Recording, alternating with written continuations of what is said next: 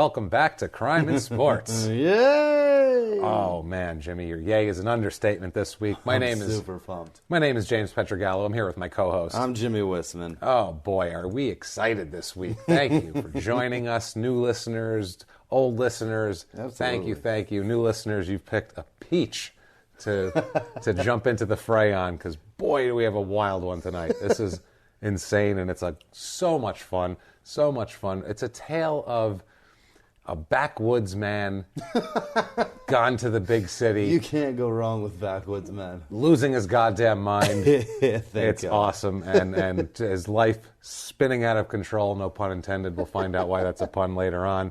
But yes, before we get into the main story this week, just want to thank everybody for their iTunes reviews and all their interaction this week. So important. The iTunes reviews mean the world to us. They help us move up the charts. They help us get better sponsors. Yes. They're just so important. So please, if you haven't got on there yet, please get on there and give us 5 stars. Tell us your following instructions, whatever you want to say, inside jokes, jargon, all sorts of crap. But whatever you do, please do that. Yeah. All right.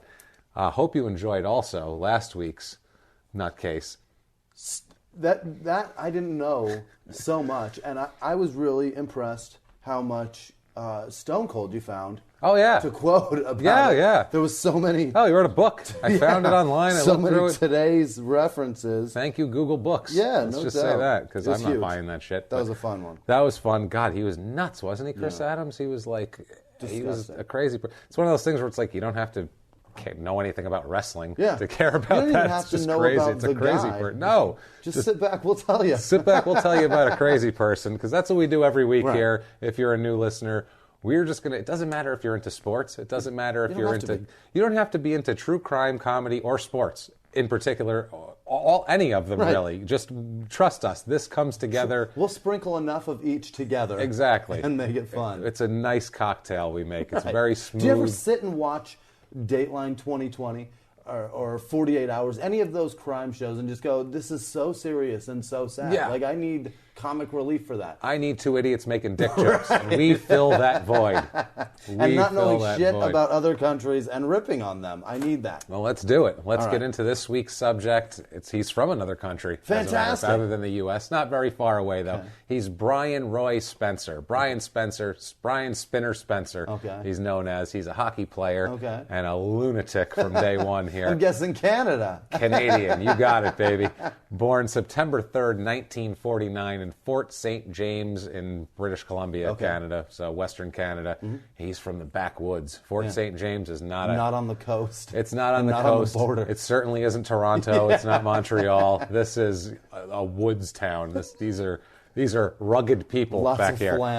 Lots of flannel. Layers of flannel. So they could stop a bullet just from flannel layers. That's how thick it is. It's Brawny insane. Man is very popular there. Oh, absolutely. They all look like him. It's a rural area, backwoods, this Fort St. James area. It used to be a trading post. Oh. So, I mean, that's how, they just take some furs out there back in the day and be like, I'll meet some people from over there. Yeah, some people from over here and some people from over there are meeting in this middle of nowhere place. It's 600 miles from Vancouver. Okay. So it's out there in the woods of British Columbia. You need a plane to get to civilization. Absolutely. His father, Roy, and he's got a mother, Irene. He's got a twin brother, as a matter of fact. Not identical. Okay. They're not identical, so they're not creepy, whatever. Is it fraternal? They're fraternal brothers, and come on, parents. This is bad. This is worse than naming your kid tell Junior. me. It's the parents here. We'll blame them. Roy and Irene. Irene's a school teacher. Roy's a mechanic and does all sorts of kind of labor type things. Roy. You're going to like Roy a lot. Roy is, wow, he's a trip. Roy is more of a story than Brian, I think, just in terms of interest for me anyway, as you'll see. But what did they do with the twin brother? okay, it's Brian, and the twin brother's name is No. Byron. No. It's Byron. Irene did this. But they didn't even do it like, it's not Bryan and Byron. It's Brian, Brian, normal spelling, and Byron, Byron. So like, it sounds kind of cool together. It's fine. They dressed them alike. I'm all sure. the time. Identical flannel. Yeah. Just identical flannel. Assholes. And made them play hockey. Roy did the right thing, getting him into sports. Roy allowed mom to veto and choose the names. That's what I'm going with. That's probably. I know Irene did it. It's Irene. Irene was a school Irene. teacher, like I said, and Sorry. she was. Oh man, you were close on that. You were close to getting a knock right in the ball sack for me from across the table. She deserves that for that bullshit She pick does. of name. You're actually right. You're actually It's right. a terrible pick. Roy said these fucking kids are going to play hockey. Yeah. God damn it, and they played hockey. Well, he's got to make them tough because they're going to get picked on. They're good. Well, there's no one to pick on them. They're in the middle of nowhere. I mean, He's going to pick on them. he would quiz them every day on hockey knowledge. He'd be like, "All right, boys, pop quiz," and he'd be like, "So you're skating? I don't know with high shit about hockey, but Who you're won the doing Stanley this." Cup here? No. Like what you're supposed to do in this situation. Awesome. Who do you pass to? Yeah. You're in the corner. This guy, shit like that. Like That's he great. wanted them to know their hockey who's and the know how to cutoff play man, all hockey. that shit. Absolutely, basically the hockey equivalent. Who do you of that. check when this happens? Yeah, who do you? And that's Who do what he you wants blast out of in them. the face? He wants them to be tough. Yeah. His father eventually buys up like 1,000 acres of forest out there in the middle of nowhere, which probably was, I don't know what that costs in the middle of nowhere. It was called Spencer Ridge.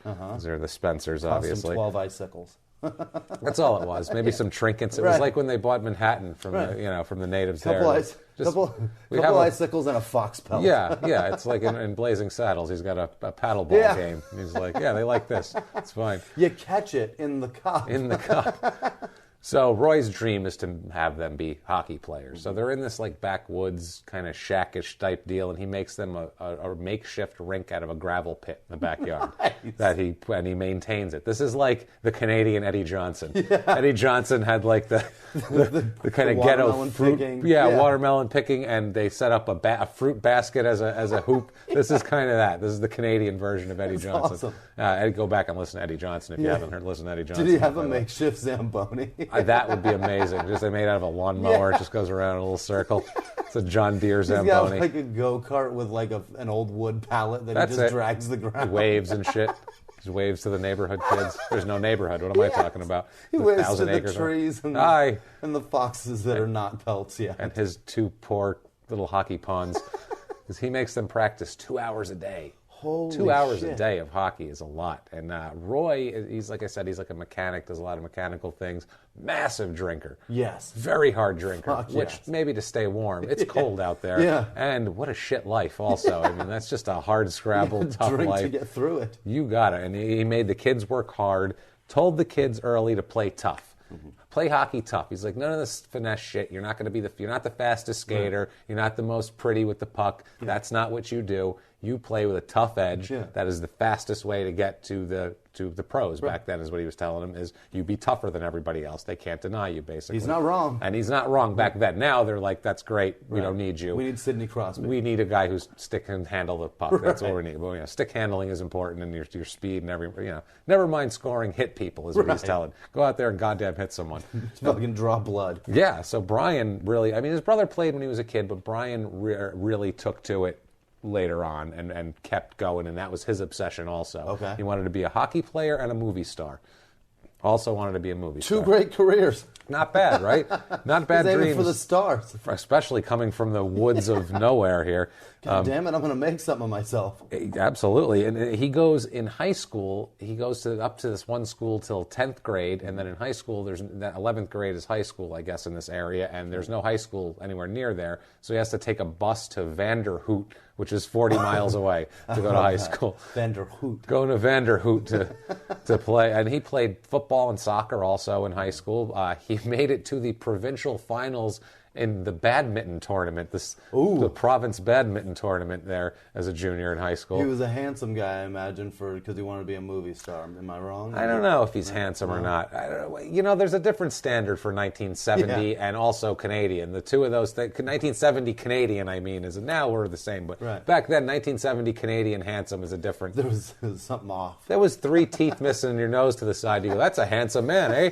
Because it's it. He's Make rugged. him a leading man. Yeah, make him a leading man. But in Hollywood, I don't know if that shit would fly so much, if you know what I mean. It's a little It's a little bit different. Badminton. Jesus. Badminton. I But, bet yeah, there's an avalanche of pussy that comes with oh, badminton. well, he's a bad man. I can just see him beating people with the badminton racket. Was he checking dudes? Yeah, he's very Happy Gilmore-like, is the way I feel. He's like Happy Gilmore. He's got a good heart and everything, but he's a fucking lunatic and he snaps on people He's all the using time. like a cricket bat for the Absolutely, yeah, just running out there, whatever he can grab near him on the bench. Just anything. It doesn't Just matter. whacking Water it. bottle, he's hitting a guy with it. Just anything they got laying around. Gatorade, flinging it at him. Who cares? So he's 17 years old in 1967. He begins playing junior league hockey, as we've discussed with Mike Danton and Steve Durbano. And it's great because this is the same time Durbano's playing in the juniors, too. Different thing because he's playing Western Canada. Durbano's over by Toronto. He was playing for the Toronto And he's playing in Marlboros, big I believe. cities. Yeah, this guy is not. Well, he goes to Calgary, which is compared to Fort St. James is a metropolis. They got the Flames, right? The Calgary Flames now, yes, absolutely, since 1980. Gotcha. So he begins playing in Calgary for the Calgary Centennials of the Western Canadian Junior Hockey League. That sounds prestigious. Super fucking super big. He's a left winger, but he's a tough left winger. He's a left winger that likes to check us. Fantastic. He likes to check a guy. He is likes what he the likes penalty to do. box. He finds himself in the penalty box very, very much. He likes the view. Now, the first year here when he's in the junior leagues, he plays 34 games for Calgary. He has 13 goals and 10 assists, which is really good in that amount of time. How many games? In 34 games with Calgary. That's pretty good, That's pretty damn good. 23 Hockey points in ends 34 sometimes games. 1-0. Yeah, so that's not bad. And then he plays for the Regina Pats, which sounds like Regina. sounds like a we're on like the a same bunch page. of pussies. Sounds like a gynecological disorder. I got the Regina Pats. It's not good. Yeah, no, I feel it at night. It hurts gotta at take night a pill mainly. in the I got to morning. take a pill. So he plays 23 games. Make a cream for me. They have a nice topical cream. They have a topical cream you can rub on it and it's fine. It'll go away in Take 2-3 a pill, days tops. rub the cream, you're But fine. take care of the Regina Pats when you get them because it can get worse. It can get out of hand. Yeah. If you let it go. It's cyclical. It comes back. Oh, it never goes away. Once you have the Regina Pats, you got them. That's it for life. God. And you got to tell all your partners about it. Sounds so gross. It's terrible. There's an ooze and a discharge. For this gynecological disorder team, he plays 23 games. Doesn't play much in the games, though. He's kind of a bench guy. He's 1 goal and 2 assists, and not even any penalty minutes, really, to speak of. Right. Nothing much going on for him. He's 17 years old, too. He's playing, though. He's 17 and 18, Yeah. so they're looking at him as a kid. Drops out of high school, by the pretty way. impressive. Doesn't graduate high school because, hey, he's got hockey. This is Canada. fuck What are high we school. fucking doing here? I live in a tundra. I'm Right. not going to school. Right. I'm going to stay in the gravel pit instead and practice. So 68-69 season, the next season, he starts the season with the Estevan Bruins and also plays with the Swift Current Broncos at the end of the season. Finishes total with 53 games played, 19 goals, 29 assists. Nice. Now we're cooking. Yeah. That's pretty nasty. Shit, yeah. That's really good. And also he begins to establish himself as a tough guy at this point, too, with 120 penalty minutes Here we go. in those 53 games. Yeah. And that's not bad, though. He's a scorer, he's an assister, and he's a scorer, he's a enforcer. passer, and he's kicking your ass Yeah. at the same time. Like, he's running shit. He'll punch you in the mouth right after he scores a goal. Absolutely. I like He's it. very, very tough. And in their own words here, we have him explaining why he's so damn tough. just on his upbringing, here we go. In their own words on growing up, quote, "You grew up tough to survive. I've hunted animals, skinned them. I've melted snow water for my bath and built a fire out of wood to heat it. I've shot an elk from the window of our shack so we could have something to eat. People can't believe that." No. No, it's right not. now, I can't believe No, that. he also- And in the 60s, I imagine a lot of people did that for Yeah, life. it's not true, though, we find out later on. That's the only problem. That's the only problem, is it's not true. That's this is this awesome. image he wants to procure of him as like this backwoods man that just Canadian John Wayne. lived in a tree and came out of nowhere and had no... He says in one interview I saw where he's like, I never saw running water or electricity until I was in junior leagues. And it's like, that's not true. Something tells me your school had electricity. You went to Vanderhoot. I bet they had electricity there. Your dad had a job. Did they light the badminton court or did they just let it be dark? No, there was lights. Your dad had a job. It's so good. But your mom was a school teacher. And did she do it by candlelight? That's the thing. And they said to the father, it had a generator. The house ran on a generator. Right. They were not near, the power grid, but they ran off a generator, and they had shit like that. They had light bulbs. They had water that was diverted from a spring nearby, and it had a heater and everything, a hot water heater. That sounds awesome. They grew up fine. Yeah. It was rugged, I'm sure. Yeah. Don't get me wrong. It's a Canadian wilderness. Sounds like a kick-ass cabin, though. It wasn't 20 below with, let's melt the bath water. Let's melt the snow for bath water like it's, 1624. Cut down the icicles off the ledge. So, but he likes to exaggerate, and he'll like to exaggerate as we go on. He's a fucking character, this guy. That's what happens when your name and your brother's name are just two letters inverted. You need to differentiate yourself. They dress us the same. Our goddamn names are similar. We both play hockey. And if it happens to be stretching the truth to make yourself different, whatever. Plus, he's like, and I think too, he feels embarrassed probably because he goes and he is like a backwoods guy. So he's like, well, I might as well play that to the hilt then, so they don't think I'm a goob or otherwise, because they're going to think something's wrong with me. So that season has a good season, like I said. Shaved with a hunting knife. Yeah, I see. Look, he probably did it in the locker room. He even has a good playoff run that year for them in the juniors. Here he scores 3 goals and 1 assist in 4 playoff games. Nice. 14 penalty minutes, too, so he kicked somebody's ass probably as well. I like it. I like this guy so far. He's not too bad. Now, they start sending out, hockey teams back then would send out questionnaires to their people, their prospects that they were looking at. They'd send out questionnaires, and they have photocopies of these questionnaires that I found. Don't know how. Like the suggestion box? No. Of their, like the Maple Leafs, Toronto Maple Leafs, NHL hockey teams in general, most of them, would, if they were interested in prospects, because they didn't know these kids back then. They were in the Canadian wilderness. Yeah. What the hell do they know about them? There's no scouts. There's scouts, but they can't get everywhere. There's no video. There's no 600 YouTube. miles from a city. Yeah, there's no just YouTube. Send them a letter. So if they hear the guy's good, they'll also send him a letter to make sure he can spell and he's not completely stupid. It's like a written interview. He basically doesn't say go fuck yourself on the paper and mail it back to them. You know what I mean? Write it in fox blood. That's what I mean. So they send him this questionnaire, and he returns it saying that he's been a heavy-duty truck operator as his job while he was playing in juniors, and that his hobbies that he listed are badminton and karate. He enjoys karate, Brian. Now, I like to fight, and when I don't, I like to play a gentleman's sport. Absolutely. With a shuttlecock. With the shuttlecock. Now, he also has a quote here. I'm going to do it in their own words from one of his... from basically describe what you like to do is the question pretty much. Yeah. And here's his response in their own words to the Maple Leafs before he's, drafted or anything. Quote, I do much hunting, fishing. Used to trap furs when I was young for pocket money. Have shot moose, bear, beaver, etc. Was on a manhunt about 2 years ago for some criminals in North BC. What?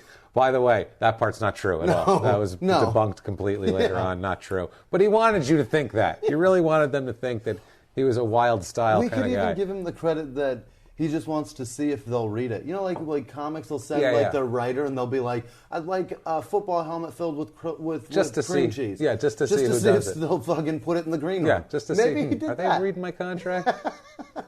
So apparently these answers were exactly what Toronto was looking for, because somehow they went, that's our guy. Get the guy with the football helmet and cream cheese. Bring the cream cheese guy in. We want him. Yeah, it's not a football helmet, it's an elk skull. Fine, whatever. Just bring it anyway. We want him.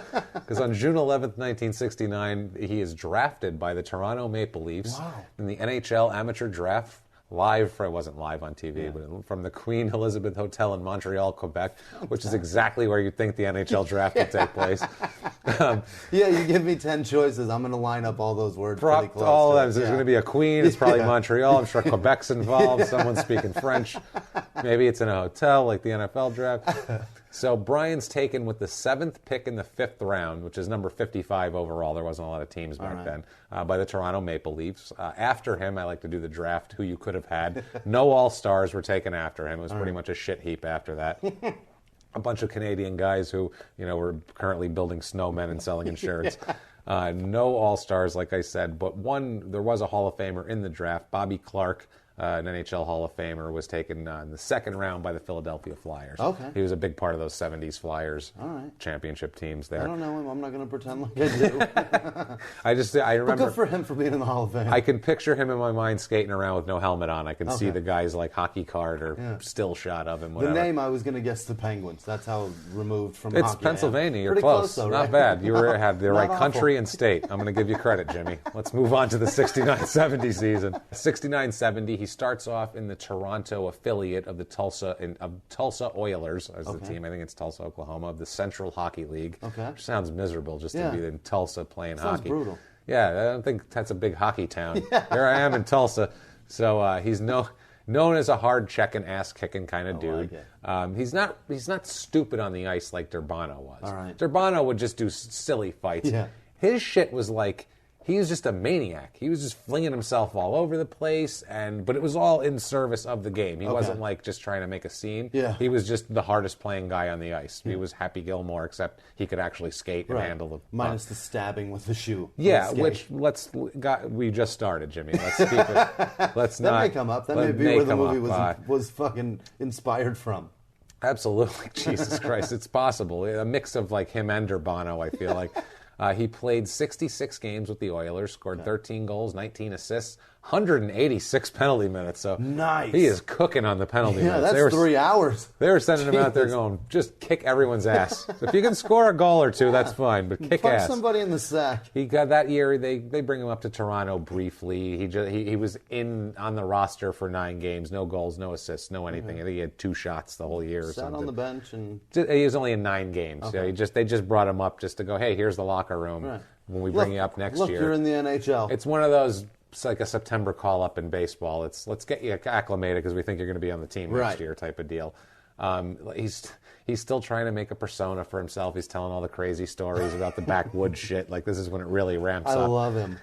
Teammates said that he did crazy shit. They were all like, he's just a wild son of a bitch. Like teammates said that he would walk on his hands into the shower and turn on the water with his feet. Gross. First of all, he's walking into the shower, That's a public disgusting. shower on his hands. Second of all, he's got his fucking dick hanging down. That's not a funny thing. It's like, hey, your balls are... That's gross. I don't want to see your balls are 2 feet closer to my face. Yeah, this Don't isn't do great. this. And but they considered this charming, apparently. This was considered a charming That's act. disgusting. You're walking on your hands in dick water. Yeah, I wouldn't shake hands with him at all. Water. The mold, and I can't imagine they're cleaning. There's like a minor league hockey locker room. This isn't cleaned well. And listen, I pee in the shower. I'm honest. Whatever. Well, yeah, you're disgusting, they do Jimmy. Too. Of course you do. Yeah. Oh, all of them do. They do too. All and of he's walking on his hands. It's not like it's their house. They're probably shitting in there for all we know. They said too he could. This is a weird thing. He could jump off a table and land with he'd have his toes curled under his feet and land on his toes like that. I don't know if like a ballerina or like some sort of weird monkey person, but he would land. That was like they were impressed with his athleticism and general he craziness. used to climb trees with his feet or some shit. I'm sure to go get something to eat for the family and chop it down for wood. And, good God. I hunted vermin with my feet. I hunt vermin with my feet. Watch, I'll show you how strong they are. Come on now. Come watch me. Come out to the forest.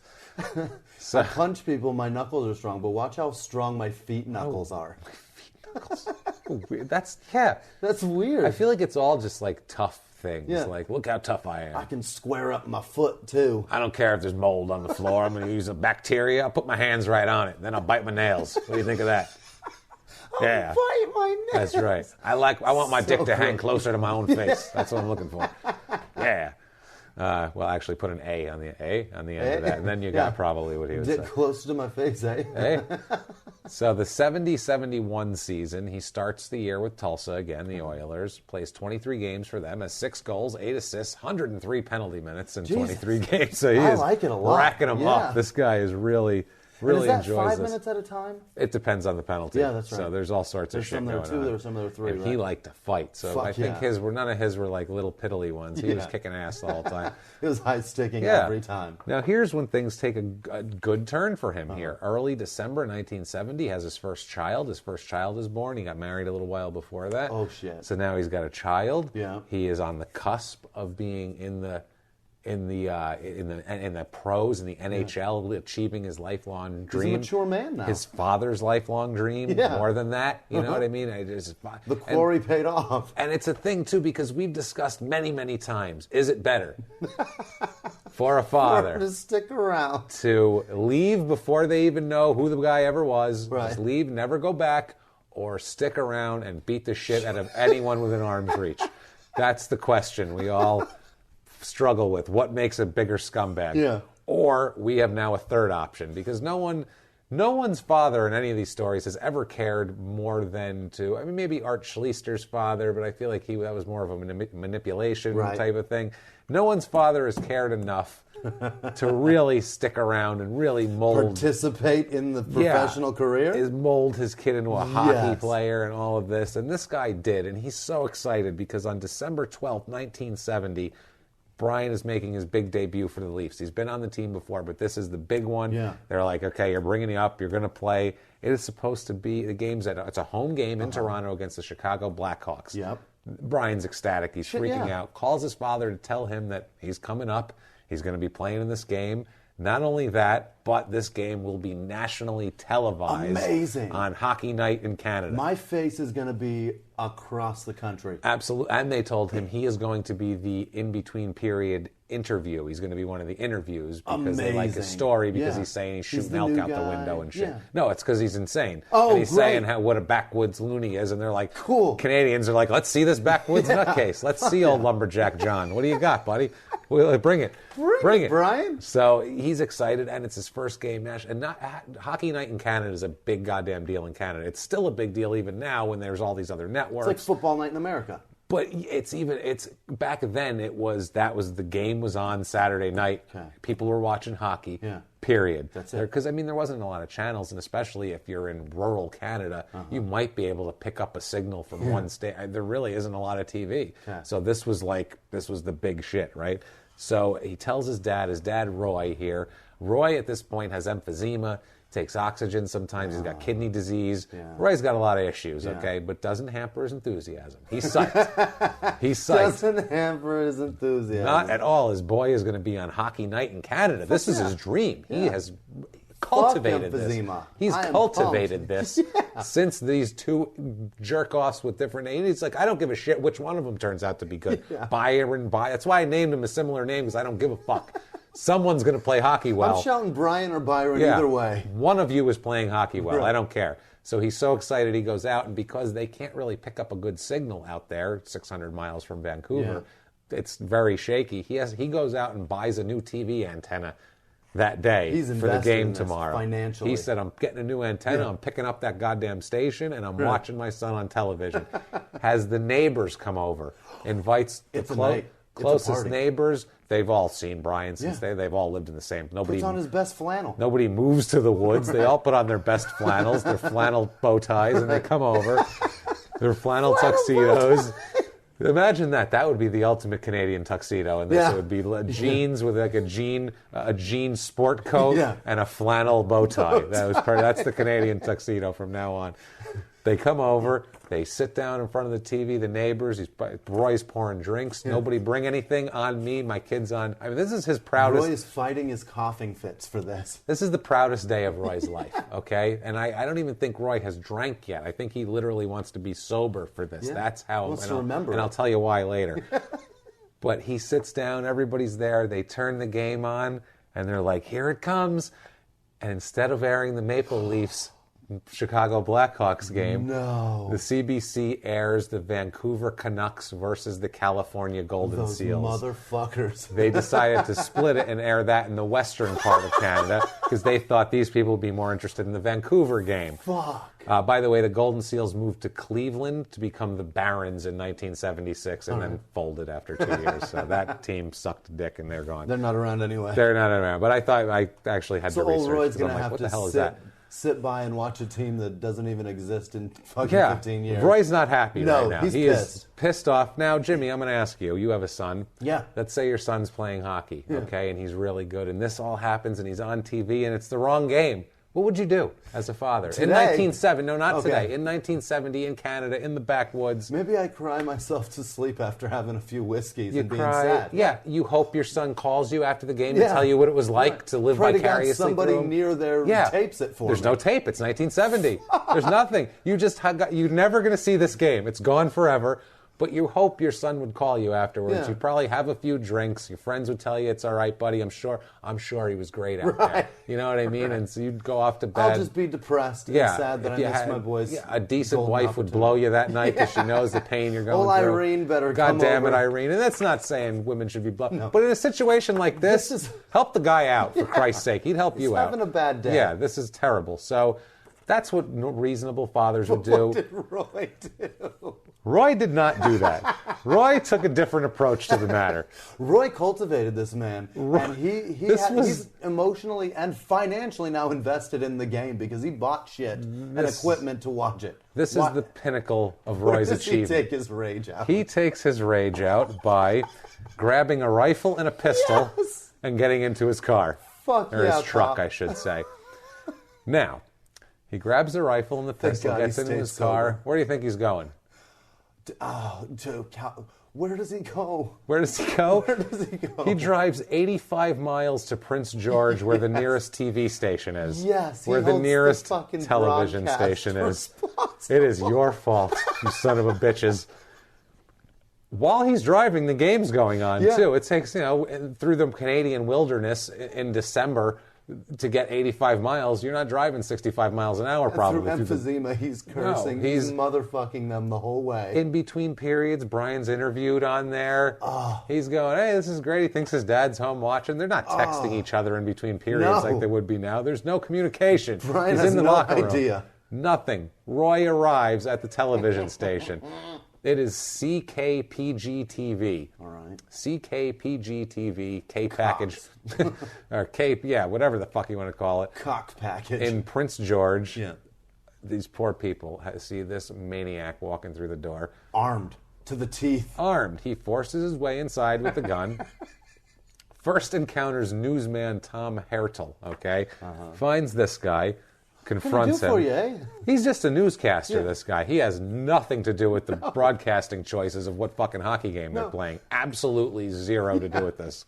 He couldn't. He can't wait to tell you about a squirrel that jet That's skis. it. He's like, hey, there's a new brownie recipe, and it was taught to me by a squirrel. Tune in tonight at 7 o'clock. Some crazy local broadcaster shit.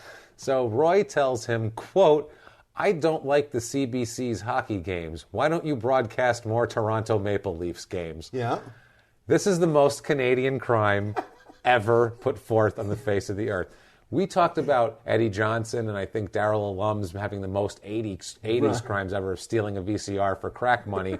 This is the most to hold the television station hostage at gunpoint because they didn't play the Leafs game. You can't get you would have to be aiming at a moose and accidentally shoot Shania Twain while she was curling and wearing a Mountie hat to be more fucking Canadian than this. And curling to the tunes of Celine Dion. And they tried to save her with IV maple syrup. What the fuck you would have? How Canadian can you be? Put the Leafs game on, I said. What? I said put the Leafs game on. Unbelievable, man. So a receptionist at this point obviously grabs the phone. Real quickly. Yeah, I didn't please. meet my dad till I was 28. Those 28 years that I lived without a father, I was dying for a father that was that in tune with me and gave a shit about me so much. I'm telling you, can you imagine? I wish a dad would have fucking held somebody hostage for me. Unbelievable. That's amazing. Even a good dad would be like, I tried to find the game, but they played the other side. I don't know, I'm sorry. I drove to another town to go to a pub. I drove to the bar, maybe I thought that had it on, nobody had something. Nobody. That would have been also my first idea. Where's the game newscaster hostage for you. I took 85 miles. That gives you time to think. It's and not like it was down the street. He grabbed his gun. He said, "You son of a bitch." And this is the other thing. All the neighbors and Irene were like, Roy. Calm down, Roy. Roy. They don't have anything, He's Roy. He's got a pistol. It's coming out of Toronto, Roy. They have no fucking idea, Roy. Hey, Rick, no, don't get his keys. Oh, Roy. Oh, come on. Oh, no. Somebody take the battery out of this truck. And as the door closed, they all turned to each other and said, "What do you think he's going to do?" Like, I think he's going to the television station. He said he was going there. Should we watch TV and maybe he's on? Let's watch. Maybe he'll be on the news. So a receptionist tries to grab the phone to call the cops, but Roy rips the receiver off, like rips the cord out, like movie style. You're calling no one. Yeah, you're calling no one. Unless you're calling to put the Leafs game on, you're calling no one. Saying, put the goddamn Leafs game on. So, and at this point, by the time he's doing all this, the fucking game's over, basically. Yeah. Like, it's not even about that anymore. It's about Roy saying, I worked for the last 20 years to get my fucking kid to the NHL. I want to see you put the goddamn Leafs game on, even if I can't see it. It's over. I don't care. Find a rerun now. You get the tape? What do you mean it doesn't exist yet? I don't give a shit. Get some feed of something. Let's go. Put something on here and make it look like Where the are the Maple highlights? Leafs game. Yeah, exactly. Yeah, where is there no sports center? Shit. God damn it. So he pushes past old Hairtel there and makes his way into the newsroom. Yeah. He finds the news director here, whose name is Stud Fossell. Perfect. Which I love. That's the old best Stud. newscaster name. It's news director. Director. Yeah, he's Fuck an old because he got man, promoted. Stud Fossell. Hey, Stud, what are we putting on the air tonight? That's brilliant. He got promoted on name alone. I love these people. Yeah. This is a rural Canadian fucking TV station with a guy.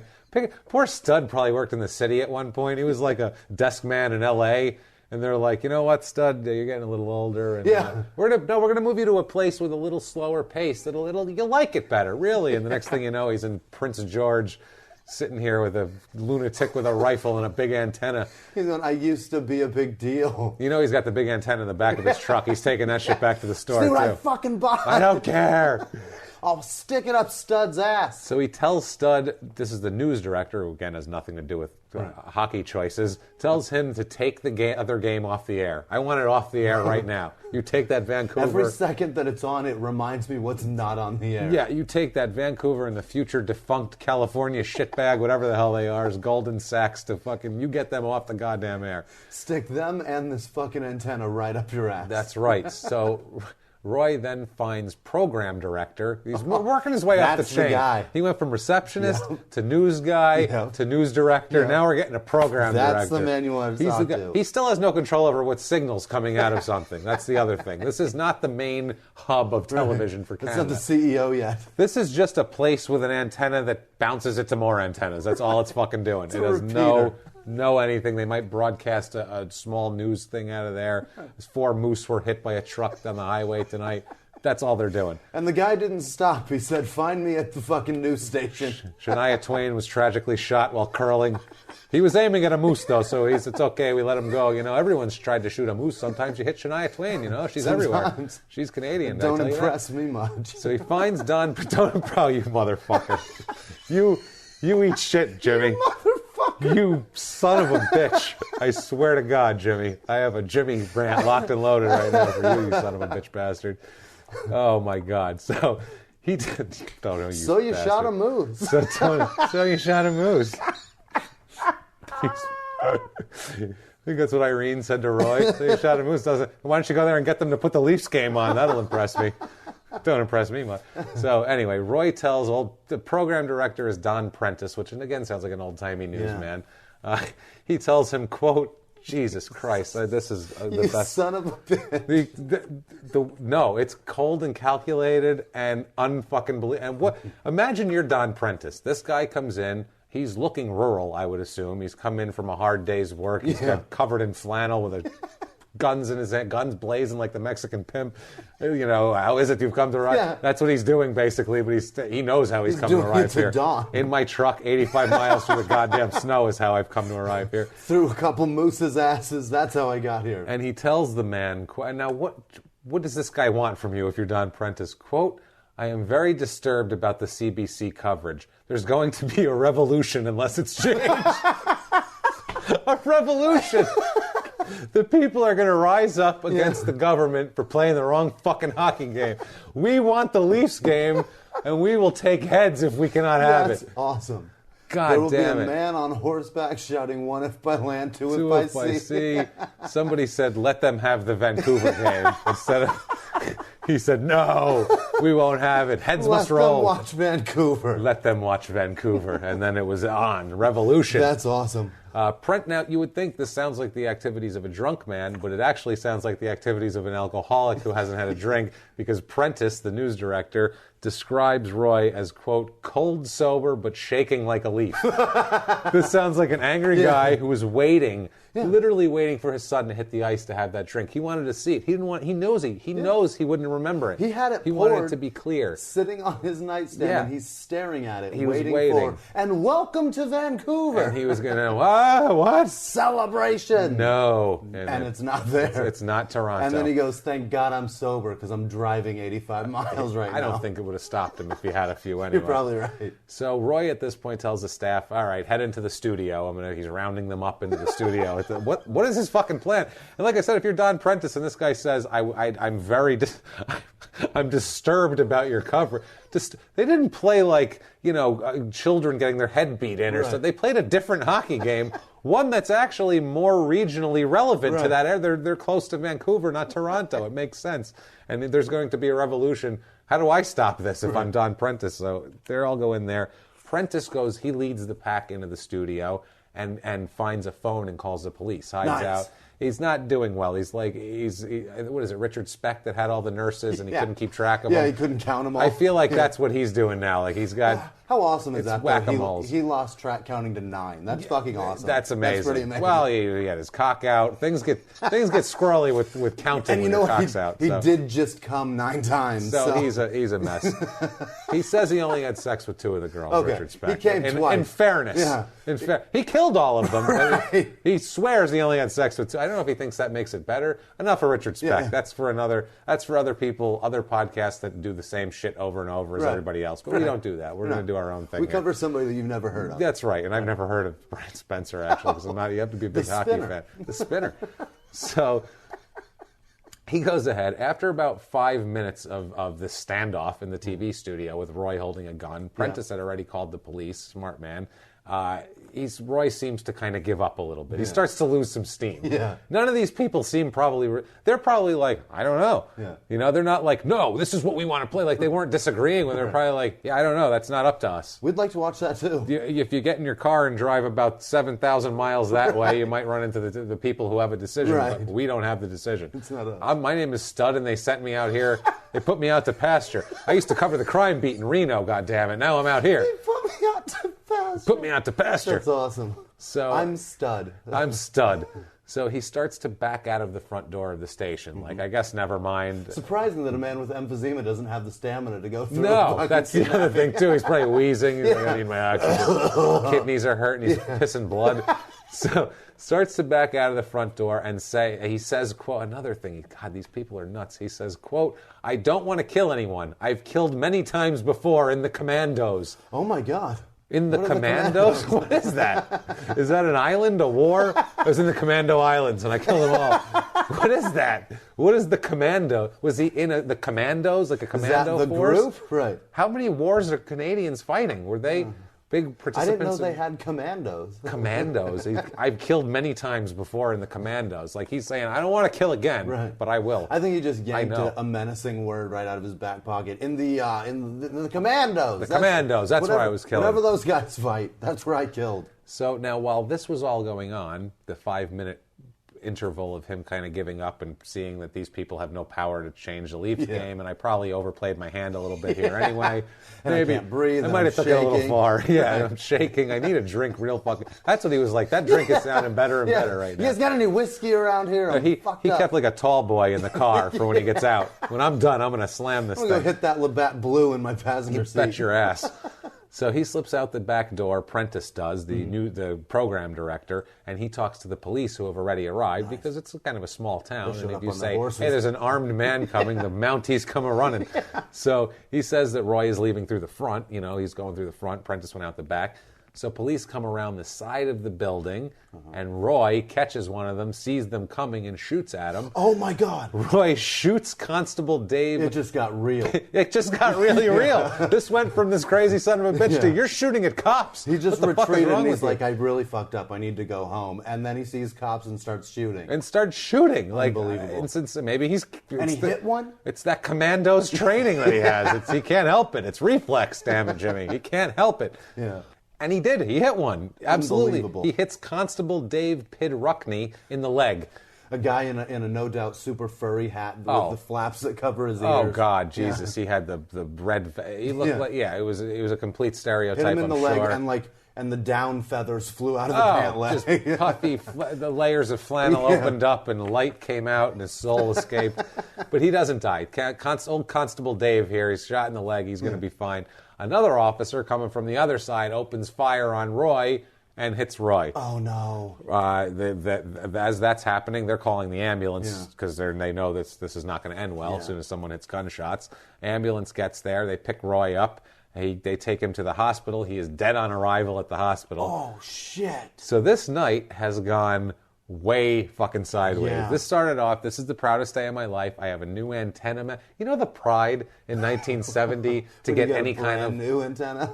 Any kind of new electronic equipment, especially something cool. And who knows if those people had TV to pick the shit up. Yeah. He was like, I have the power. And he headbutted a co-pilot, so like Chris Adams. But no, I mean, he's screwing that thing in, probably going, look at this shit right It's the here. brass one, the yellow one. It's big and tall. Like he's like, that's right. He's pouring drinks. He's like, let's do this. Flicks on the screen.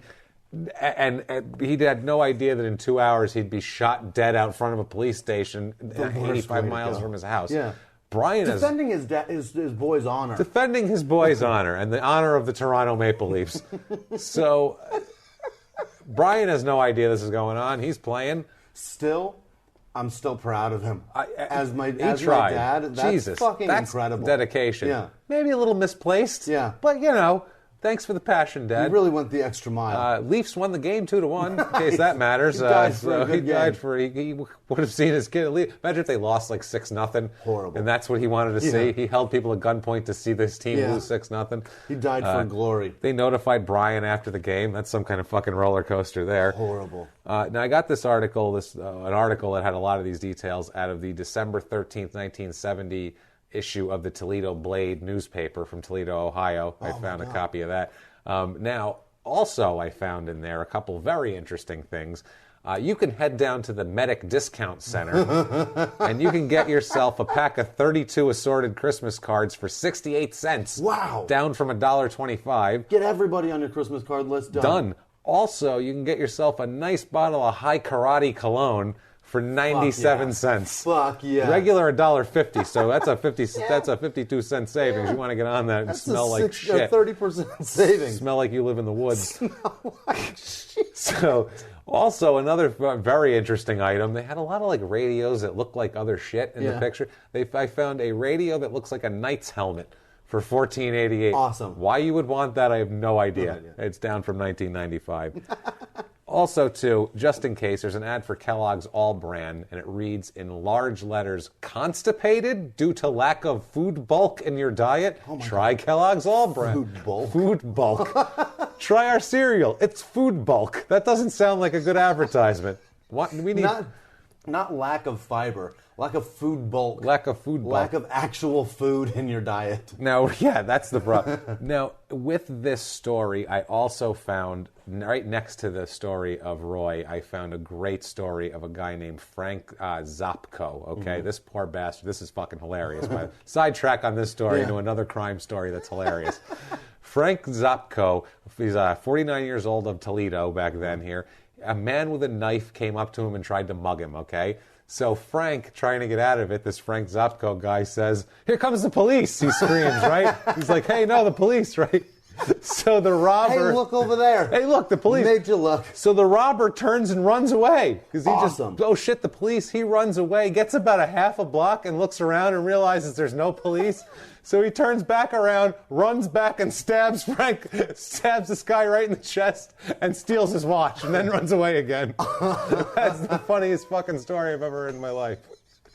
He turned back around and said, "Hey, Dick," There's no stabbed him. cops. There's no cops. That's great. I can stab you now. And he goes down, stole his watch. Don't feel too bad for Frank Zopko because he was in fairly good condition at the Mercy Hospital in Toledo. That's an interesting way. Fairly good. That was the official terminology. Fairly good. He's all right. That's fascinating. They said, "Doctor, what's your medical opinion?" And the doctor said, "He's all right. He's fairly good. He's all right. I don't know. He's fairly good. We'll see. We'll see how it goes." Now they've got what it's like critical condition. I have no fucking idea. And there's no fairly good. No fairly good.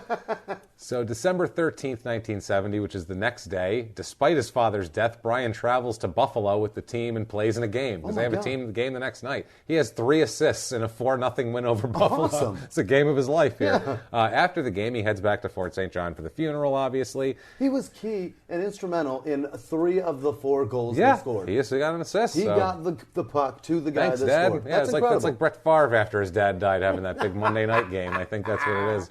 Only it's a little different. Now, we have it in their own words on his dad's crime here. Okay. And it's he actually had one something way to look say. at it. He had something to say. He had a lot to say about it, actually. There's Really? more later, too. Here we go. In their own words, quote, "My dad just loved people. Can you understand? Except for constables. I can think of some people he didn't love. My dad just loved people. Can you understand? He wanted his friends, the people that he loved, to see me because he was so proud of me. Yes, he had a temper. I have a temper. You're a product of your environment. It's not his fault. He's good now." What the fuck? My dad loved people except for those that broadcast the wrong game. Except for guys that opened fire on him. those son of a bitches down at CKPG. Those and bastards everybody can that suck tried it. to calm him down leaving the house. No shit. Oh, God. The neighbors were like, "Oh, what happened to Roy?" And they kept the TV on, and they're like, they see it on the news. Yeah. Oh, my God. Jesus. Roy freaked out. He And back didn't then, love people. they're in the woods. They had to figure out how this happened. So 70-71 season continues for Spencer here with the Leafs. He plays in 50 games, has 9 goals, 15 assists, 115 penalty minutes. So he's Killing it. He's Taking killing it his there. rage out. Yeah, that's a good rookie season for him. He plays in the playoffs. He had 1 assist and 17 penalty minutes in 6 games. Awesome. Didn't play that much, but Not that's bad. fine. Yeah, absolutely. 71-72 season we go to. Plays with Tulsa, starts out in Tulsa again. They start him out down there, plays 23 games down there, 7 goals, 7 assists, 115 penalty minutes again. Holy shit. Same shit, good God. 71-72 season, 36 games with Toronto, 1 goal, 5 assists, 65 penalty minutes that year. Okay, now, that's his career with Toronto, the Maple Leafs, because on June 6th, 1972, nothing he did wrong. Okay. He's left unprotected by the Maple Leafs in the expansion draft. Okay. There are 2 new teams coming into the league, and every team had to leave. It was the New York Islanders coming in, and also the Atlanta Flames, who then moved to Calgary to become the Calgary Flames in 1980. Which is why I knew they moved there in 1980. I have no fucking idea. It's just I remember reading this. Gorgeous. So, and I remembered it. I you did. Hockey you retained it. Yeah. Like, that's You're welcome, amazing. Canada. I give a shit. Yeah, Canada. This is for you, Canada, you sons of bitches.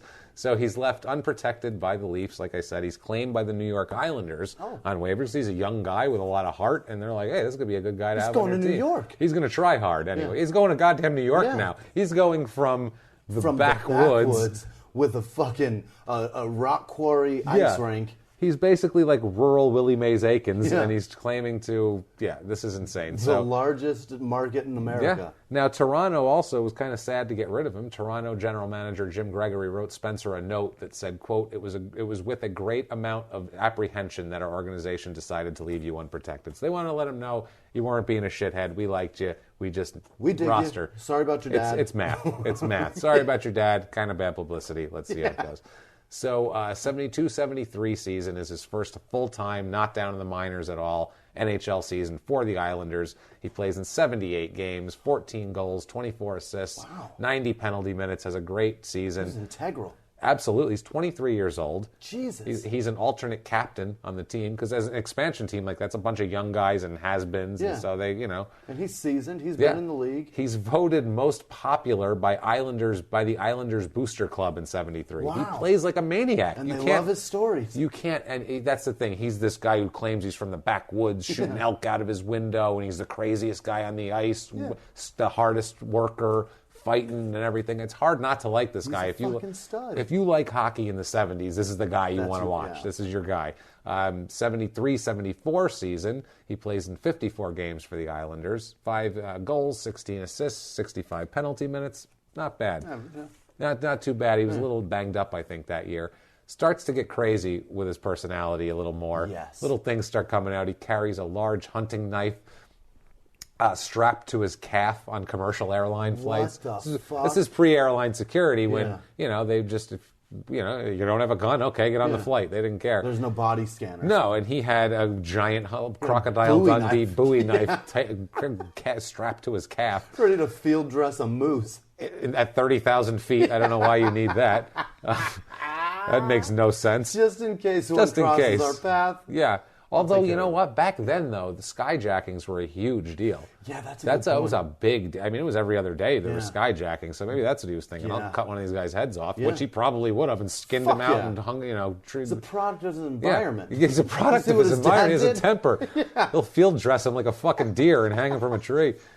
I'll hang him from the fucking overhead bin. All right, there. We got him in the bin. That's all good now. All right, sit down. Hey? I give him a southern accent and throw an A on the end, because that's how I feel like. To him, I picture him like a redneck. In America, we can't picture these northern rednecks. No. Rednecks are southern to us, and that's sorry, South also. We love you guys. They but still wear red flannel. So that's what they have in common. Absolutely. He always had weapons. Islanders teammate Terry Crisp said, quote, he always loved guns. He always had pistols and rifles and was so keen to show you the guns he owned. I'd say, put those away, will you? He's just waving guns around. Hey, check this one out. Hey, guys, look at my gun. Oh, my God, it's so funny. It's like a 13-year-old. He is. That's the thing. That's what he is. He's this kid from the woods. He doesn't have any couth. He's this nutty kid from the woods. Now, March 10th, 1974, he's traded by the Islanders to the Buffalo Sabres for Doug Rombaugh, and he's a mediocre center. I looked him up. He's nothing special about him. Still in New York. Just he's still, not quite the same, but he's close to Toronto now, you know. Still paying the same taxes, likely. Yeah, and state taxes. State taxes. Yeah. And Buffalo, now, they were excited about this trade. Mm-hmm. They were a team that was kind of on the cusp. They were a good team, and they were trying to go to that next level, and they were excited. They thought they needed a work-hard, kick-ass kind of a guy like this. Guy with guns. Guy who carries a bowie knife strapped to his calf on the ice. Yeah. So, longtime Buffalo equipment manager Rip Simonik. What? Rip. Unbelievable. Rip. We got Stud, Rip. This is great. What a terrible name. God, I thought for sure, he says, quote, I thought for sure we would win the Stanley Cup when we got him. He was that piece of the puzzle we needed. You knew when he was on the ice. You better be on your toes because he's going to nail you. Nice. So he's going to try to have sex with you apparently on the ice, but that's fine. He's going to drill you out there. He's like the guy in McHale's Navy. In the movie, when he's like, when the general's like, I need a guy with a dick tattoo. That's the guy. Like, him. Incidentally, I do have a dick tattoo. I need a guy whose dad threatened a man's life for putting the wrong hockey game on. So he only plays the last little bit of the season. This is toward the end of the season they trade him. I think they needed someone for just try to get a playoff run going. 13 games he plays in, 3 goals, 2 assists. Only 4 penalty minutes in 13 games. Just not feeling it. Maybe sad. Sad to leave Long Island. I don't know what it was. Missing Dad a little. Now, old Rip Simonik here, the equipment manager, remembers Spencer asking him at one point to help him fill out some insurance forms. All right. He wanted to know what they were talking about, or he's an idiot, basically, Brian. So Simonik asked him a question about his family history. Simonik asked him a question about his family history and says, quote, one of the scariest moments of my whole career was when I started asking questions.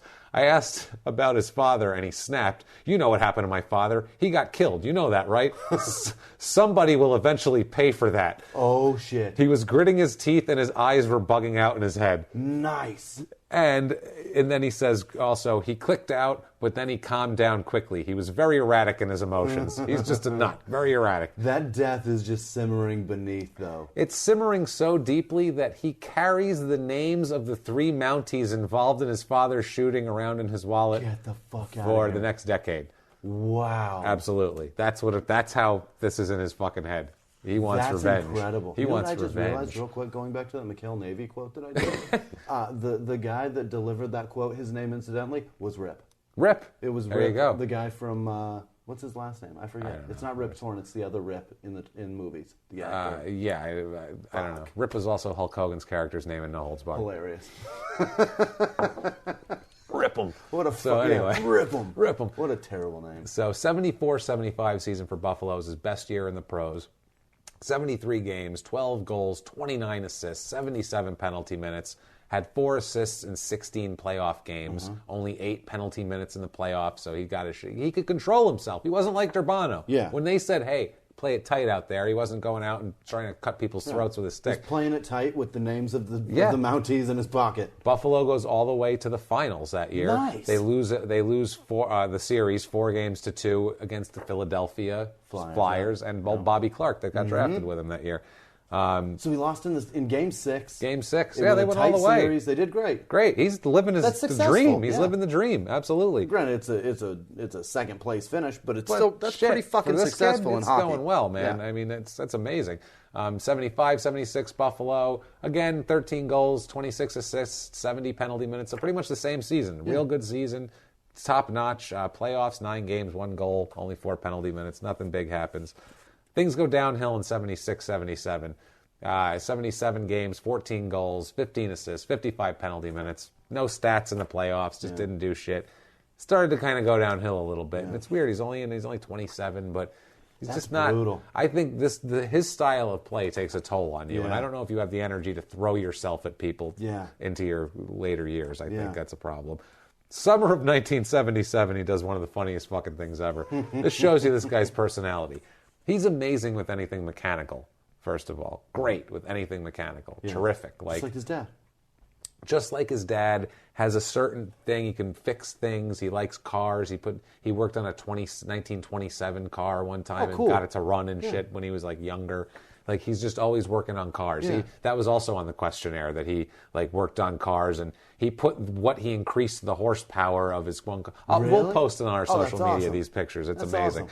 Awesome. So I chased down some guys on a manhunt in a 27 car I built. Well, this car that he built, he could chase down Mad Max in this fucking thing.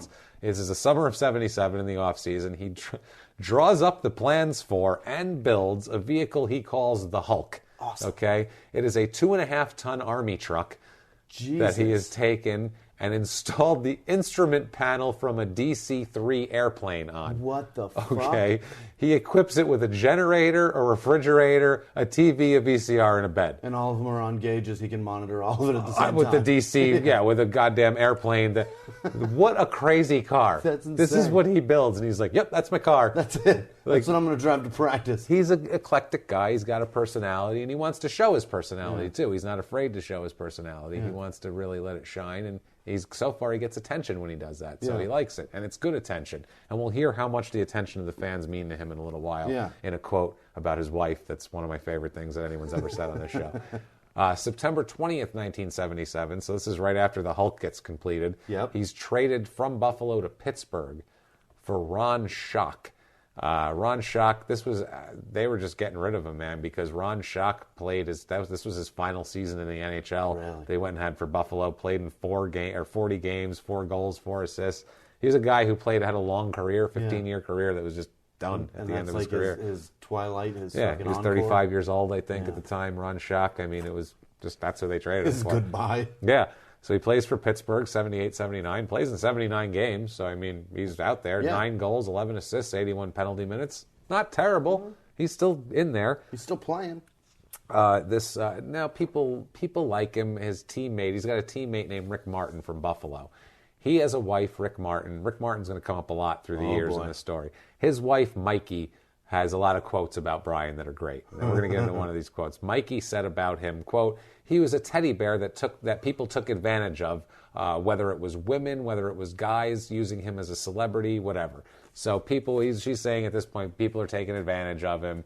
He's an idiot, and he is like a rural guy. I don't know what kind of savviness he would. I'm not saying he's dumb, just what kind of savviness you would have with people. And he probably enjoys having a friend around, and that's that friend the thing. just ends up taking advantage of him. And that's the thing too. Maybe he's lonely. He's looking for approval always, like his dad thing, This and is whatever his dad, whatever the psychology of it is. Right. He needs approval from people. That piece that he had that his dad supported is not that support pillar is gone, so he's trying to fill it with everything he can. Yeah, and he wants the approval so bad, he'll get out there on the ice, go out, throw himself at somebody, whatever, just to hear a cheer. Yeah. I did good. Okay, good. And get the coach to pat him on the ass. I don't have my dad to call me and tell me great job. Yeah, because that's what his dad would do, and now his dad His career mirrors his dad's robbery, too. It really does. He just put everything into it and then overplayed, and then now he's got to back out slowly. So does his life, Jimmy. Yeah. Well, we're going to get there. Right. So does his life. 78, 79 is when it starts it's just dying in hockey. 7 games only for Pittsburgh. No stats, only had 2 shots. Plays 39 games for the Binghamton Dusters of the AHL, which is their minor league team. 5 goals, 9 assists, 58 penalty minutes. It's about over. It's about over. 79-80, he plays for the Springfield Indians, the Hershey Bears. Oh, no. Not a lot of stats. Playing for anything Springfield? Yeah, that's going to be bad. We don't even know what state that is. No one with any marketing savvy would name your team after a city who do state. Don't even bother sharpening the skates anymore. Forget it. Because it doesn't matter. Doesn't do anything. He's 30 at this point, and he's done. Yeah. I mean, he's only 30. That's Jesus. Hope he made enough money. He did not make enough money, as a matter of fact. In 1982, he starts working as a mechanic. And at an electrical contracting company called Fishback and More. Don't tell me how the fuck I found that. Somebody brings in their Tercel. He's like, I got an old DC Niner airplane. I could make this thing go in the water, is all I'm saying. I'm just saying I can make it amphibious. Now, I don't know if you want an amphibious Tercel. I live in the desert. But I could make it, eh? There's no water near me. Yeah. I can make it happen. Eh? If a lake appears, you're in good shape. I can do it, goddammit, now. Do you like fishing? I'll take you fishing. I catch fish all the time. On your Tercel, let's do it. So he's drinking heavily at this point. Drinking his ass off. Of course. That he got it from his dad. Yep. They're hardcore alcoholics. He gets in barroom brawls and shit like that. He's getting in fights. He's drunk all the time. Yeah. Also continues drug use that he started a little bit while he was playing. Okay. And boy, does he like cocaine. Wow. He loves him some cocaine. Why do they do that? Specifically crack. Really? He loves crack. Loves it. Oh, it's the best. Jesus Christ. He's like, Tim Hortons, fuck that. Do they have crack now? Because then I'll go. If not, that's what I want. I don't want any shitty fucking donuts or sausages or anything. Crack. I want crack. That's crazy. It's weird. From the backwoods, now he's smoking crack. Jesus. What a difference, right? Now, on his relationships, before we get into a woman in his life that really changes his life a lot, let's get into something that he said about women here, which is amazing. There's an In Their Own Words about women, just his whole general thoughts of women. His view on getting married, things of that nature. Let's get into this here. In their own words, quote, "Women want to change you. They say they love you for what you are, and you get married, and then they try to change you. They want to make you a wimp. When I was with the Sabres, my wife would say, Jim Schoenfeld just bought his wife a fur coat and he's taking his wife to Vegas. You know what I tell her? I'm married to my fans, the people. If you want fur coats and trips to Vegas, marry Jim Schoenfeld. Get off my back. Look, I know I wasn't the best husband, but when women want to get between a man and his job... ... That's the quote. Awesome. Like, fuck that. Yeah. That's what I'm out. You want trips to Vegas and fur coats, you marry that guy. Go find them. I'm married to the fans. Talk about a codependent son of a bitch. He's like I need approval. When a Marine says, if the government wanted me to have a wife, they'd have issued me one. I'm married to the core. Right. That's what this guy thinks. He's married to what a fucking loon. So January 1982, he meets a lady. Mm-hmm. He meets a lady, if you want to call her a lady. She's not much of a lady, let's say. Her name is Diane Delina. Mm-hmm. He meets her after working on her car. Yep. He gets to know her from working on her car. DC 9er gauge cluster in her car. Absolutely. She is a prostitute. Oh, Jesus. She is a call girl, escort, but a prostitute. Yeah. And she works for a company called Fantasy Island Escorts. Sounds pleasurable. Sounds top-notch. Sounds classy. Where she goes by the name Crystal, which was like an 80s name. Now that's like a 50-year-old woman who smokes too much. Yeah. Back then, Crystal that was considered showed sexy, up with apparently. a bag of crystal meth with her.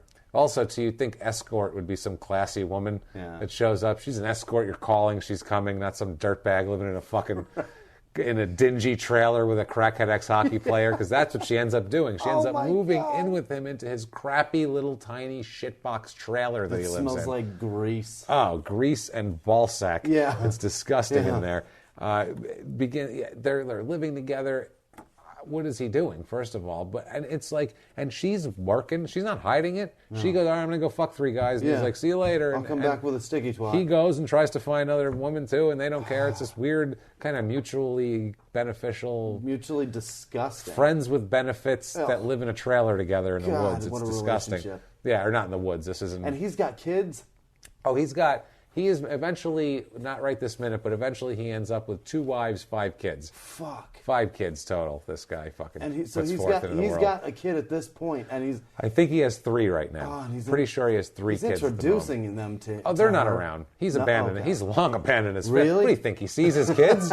You think he takes care of his kids, Jimmy? Get the fuck out of here. He's not taking care of his kids. He's hanging out with prostitutes in a trailer. Rather presumptuous. Good God, Jimmy, what do you think? They're coming over and he's watching them and they're seeing bad things? He likes crack. He's not a father. He's not a father. He's not taking them out on the playground with his crack whore fucking hooker girlfriend. Diane Delina at this point has a quote about him. She says, quote, "He had some serious issues that I didn't recognize. I just idolized him as being an athlete. He was upset he had to grow up the way he did, but he felt that got him to the NHL and made him feel like a champion. People don't realize the mental and physical sacrifices of what they do. He felt the whole NHL did not treat him with the respect that he deserved." That is a fucking... it's a statement. That's a lot of words coming from a hooker. Coming from a hooker. Crystal, the hooker. That's a very just...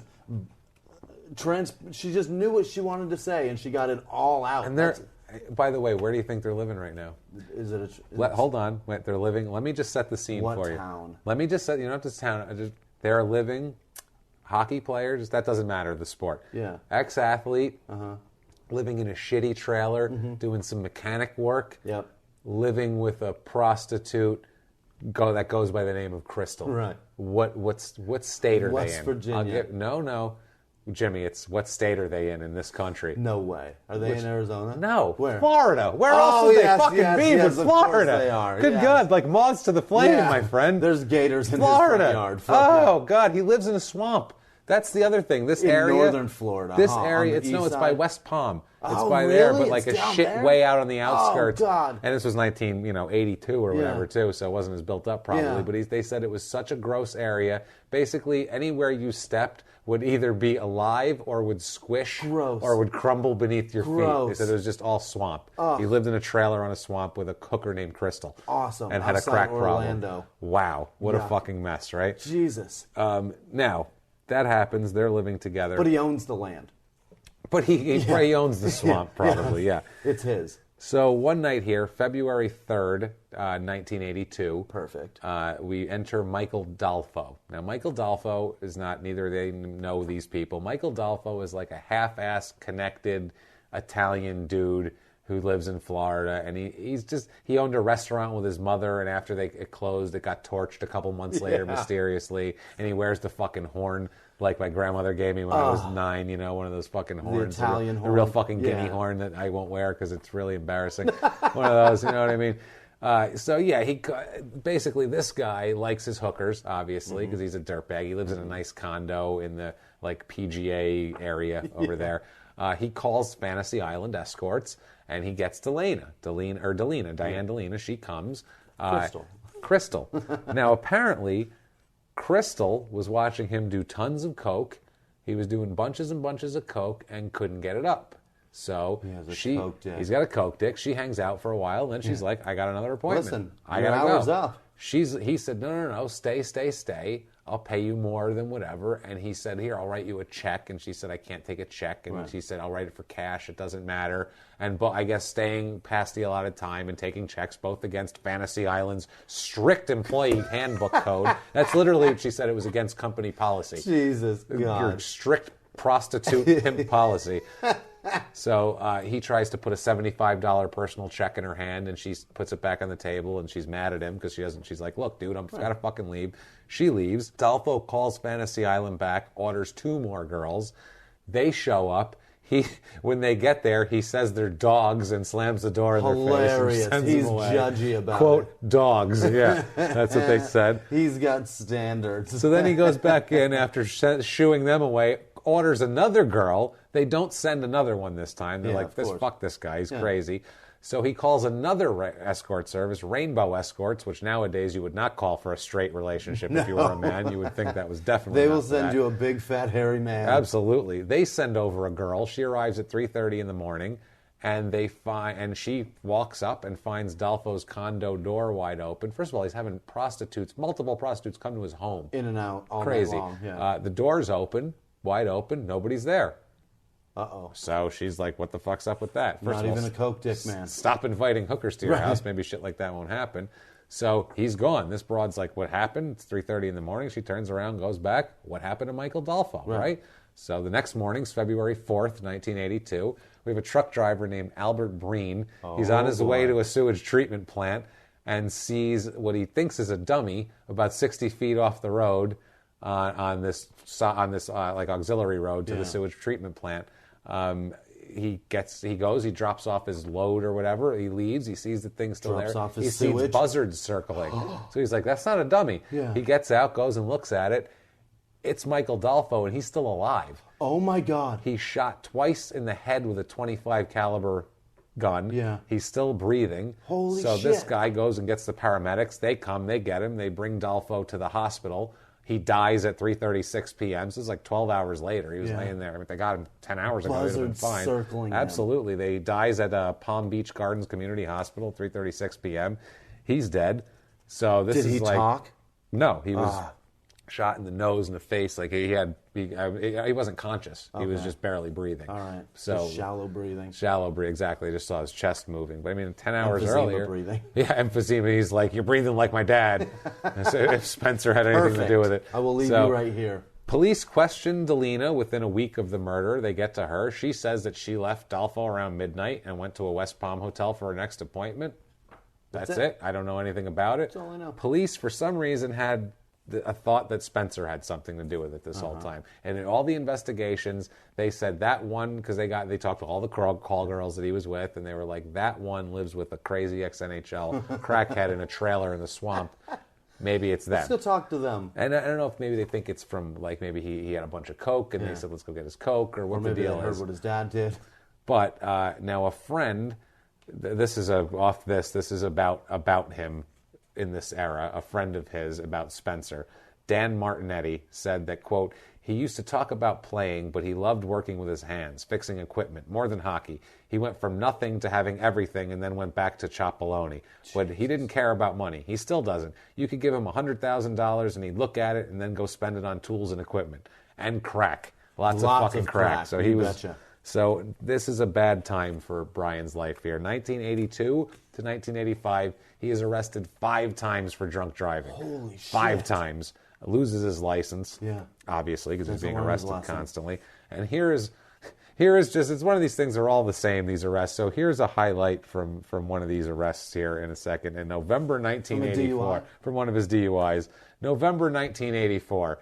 He is arrested for drunk driving in Florida, down southern Florida. Yeah. This is his behavior from the police report. This is a quote from the police report. Quote, subject was combative, saying if I did not have a uniform on, he would kick my ass.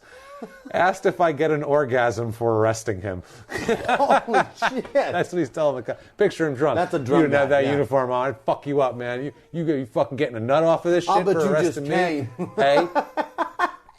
Hey? And he's losing his mind. He tries to build a house and a shop in Loxahatchee, Florida, which is another horribly swampy shit dump. Runs out of money. Runs out of money and just leaks right into the swamp, and it's gone. Out of there, so he doesn't build either. Pockets. Now, 1984, November, crack dealer's pockets. November of 1984, same time he's getting that arrest, Diane is leaving her life behind. She's living in a fucking Julia Roberts movie. What? She meets a man. He knows nothing about her past, doesn't know she was a prostitute, doesn't know she was a crackhead, doesn't know she was questioned by the police for this murder, knows nothing, just thinks she's a nice girl, and fucking marries her. And she fucks in good. November. And she fucks like a chick. She's like, damn, I hit the jackpot. Fucks like Good she Lord. knows what she's doing. She gets married, has 2 kids over the next 2 years Oh with my this God. guy, moving on with their life. Does well in real estate. They're comfortable. They're very financially stable and sound. Everything's going well for Diane. She's having a great time. Except for the cops are about to tell that man some shit. Everything's going great for her. Great. Until 1986. Late 1986, when Diane DeLena, who's now Diane Fialco, she's married, is at work when she looks up and there's a subpoena in her face. Oh my gosh. She gets subpoenaed. She's a real estate agent, and She's subpoenaed to do this, and she's like, "Oh shit, what's going on here?" I forgot. I used to sell my pussy. They pull her. Yeah, there's a murder thief that I was sort of involved in. They pull her in. They offer her use immunity, which this means that if they will not prosecute her for anything that she says and implicating herself in any crime that she tells on somebody else, but she's going to go to jail if she doesn't testify. So basically they're saying, we want you to say this, and if you don't, we're going to put you in jail. That's some gangster shit. That's some gangster shit. The police reiterate that they've always suspected Spencer for all this shit. Now at the time, too, Diane, when this whole thing happened in 82, she's 22 years old. She's still only 26. She's a kid. You know, she tells them now, after all this time, that she went on a date with Michael Dolfo. Like she said, he was coked out of his mind, blah, blah, blah. Couldn't get it up. She said she, refused with the check and all that, just like she said, but she starts adding more now. Now she says she thought that he followed her home at one point, so she went home to try to find Brian for help. Yeah. Brian wasn't home, so she said she went to a bar called the Banana Boat and told Brian, where Brian liked to hang out and drink, and told Brian that she's afraid Dolfo might have followed her home, and then she goes to her next appointment at a West Palm Beach hotel. Yep. That's what she's saying now. Then she says after the appointment, an hour later, she meets Brian back at the shithole trailer, back at fucking Dingy Central. Yep. And she says With that... a worn-out giner. Yeah, she says, look, let's just let it go with this Dolfo guy. Maybe he didn't follow me home. Maybe he's just being a weirdo. I'm sure he's just coked And out. Spencer said what? Spencer insisted on making this right. Yeah. So he said, let's go. We're getting in the car right now. Grab my rifle. Grab my pistol. Where's the TV station? We're going. Right? So they go to Dolfo's condo. Yeah. She said that she thought he was just going to scare Dolfo or at the most rough him up a little bit, say, don't fuck with a woman, whatever. She says that she was hoping also that they would get to the condos and she could kind of be like, oh, they all look alike. I don't remember which one it is. But I don't remember which one had the limp dick in it. I don't remember where this guy is, but she had described the guy earlier, and lucky for them, he was waiting outside for the next prostitutes to come in the driveway wearing a black bikini swimsuit and a gold chain, like a complete douchebag. Gold chain with the horn and black Speedos he's wearing. Limp dick tucked with his into limp coke dick in Florida in the 80s. What a fucking stereotype this guy is. It was all smooth in front like Kendall. That's God hilarious. damn it. So she says she didn't remember. She said Spencer got out of the car, confronted him. She says she didn't remember him using a gun to get Dolfo into the car, but he got him into the car, and they drove to a secluded road off PGA Boulevard that leads to a wastewater management treatment plant. Uh-oh. Yeah, this is starting to come together a little bit here. She said that they get out of the car, and Palfo says he pulls Spencer out of the car. And Dolfo says to Spencer, if you touch me, I'll call my lawyer, which would be an odd thing to do when someone kidnaps you and takes you to a field. Your lawyer's not a part of this anymore. This is a one-on-one conversation at this point. The lawyer's not going to help. You touch me, you're going to have to talk to my lawyer. Yeah, you're not downtown at this point. Hairy chest, you're about to die. Listen, I'm from the woods. I will field dress you right here, you son of a bitch. So... she says that this infuriated Brian, of course. The lawyer thing, and the fighting got louder. She says before anything happened, she just ran away. She ran toward the main road and just didn't want any part of it. She's such a dainty little flower that God forbid. So she says 5 minutes later, she said she never heard gunshots either. 5 minutes later, Brian pulled up alongside her on the road and picked her up, and she just assumed that Brian beat him up, didn't ask.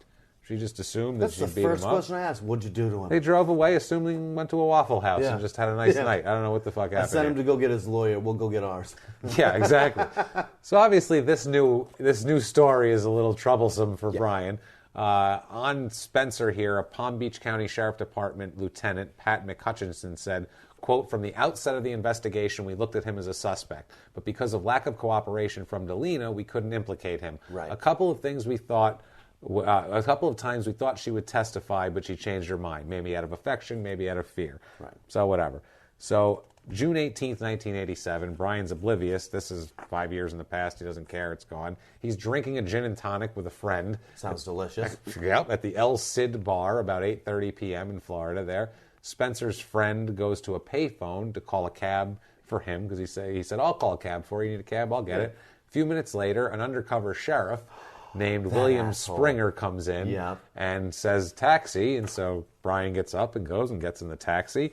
Taxi takes him to the Mount Vernon Motor Lodge. He tells the driver, "Hold on a minute." He goes and talks to somebody, goes in, comes back outside to full-on siege. You betcha. Like Ray Liotta backing out of the driveway Yeah. in Goodfellas. What the fuck? Is this? Yeah, you know. Lots of blue and red lights flashing. Yeah, blue helicopters, dog. Oh my every God. dogs, every goddamn cop in West Palm Beach, just And he's like, what full on. happened? He's Did like, I miss something? yeah. So he struggles for a little bit because they freaked Yeah. him out. He tries to fight him off a little, but there's 100 of them. They get him in a couple minutes.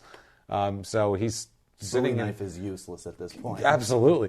He's sitting in jail now, waiting trial because Yeah. he's got a public defender. He has no money. no. He sends out letters to magazines, Yeah. to, like pleading his Somebody case. help. Yeah, because he feels like his lawyers too. They feel like they're convicting him in court of public opinion Yeah. before anything. Yeah. He is on trial for murder and kidnapping, facing the electric chair In Florida. in Florida in the 80s. Oh, the Electric 80s, yeah. chair.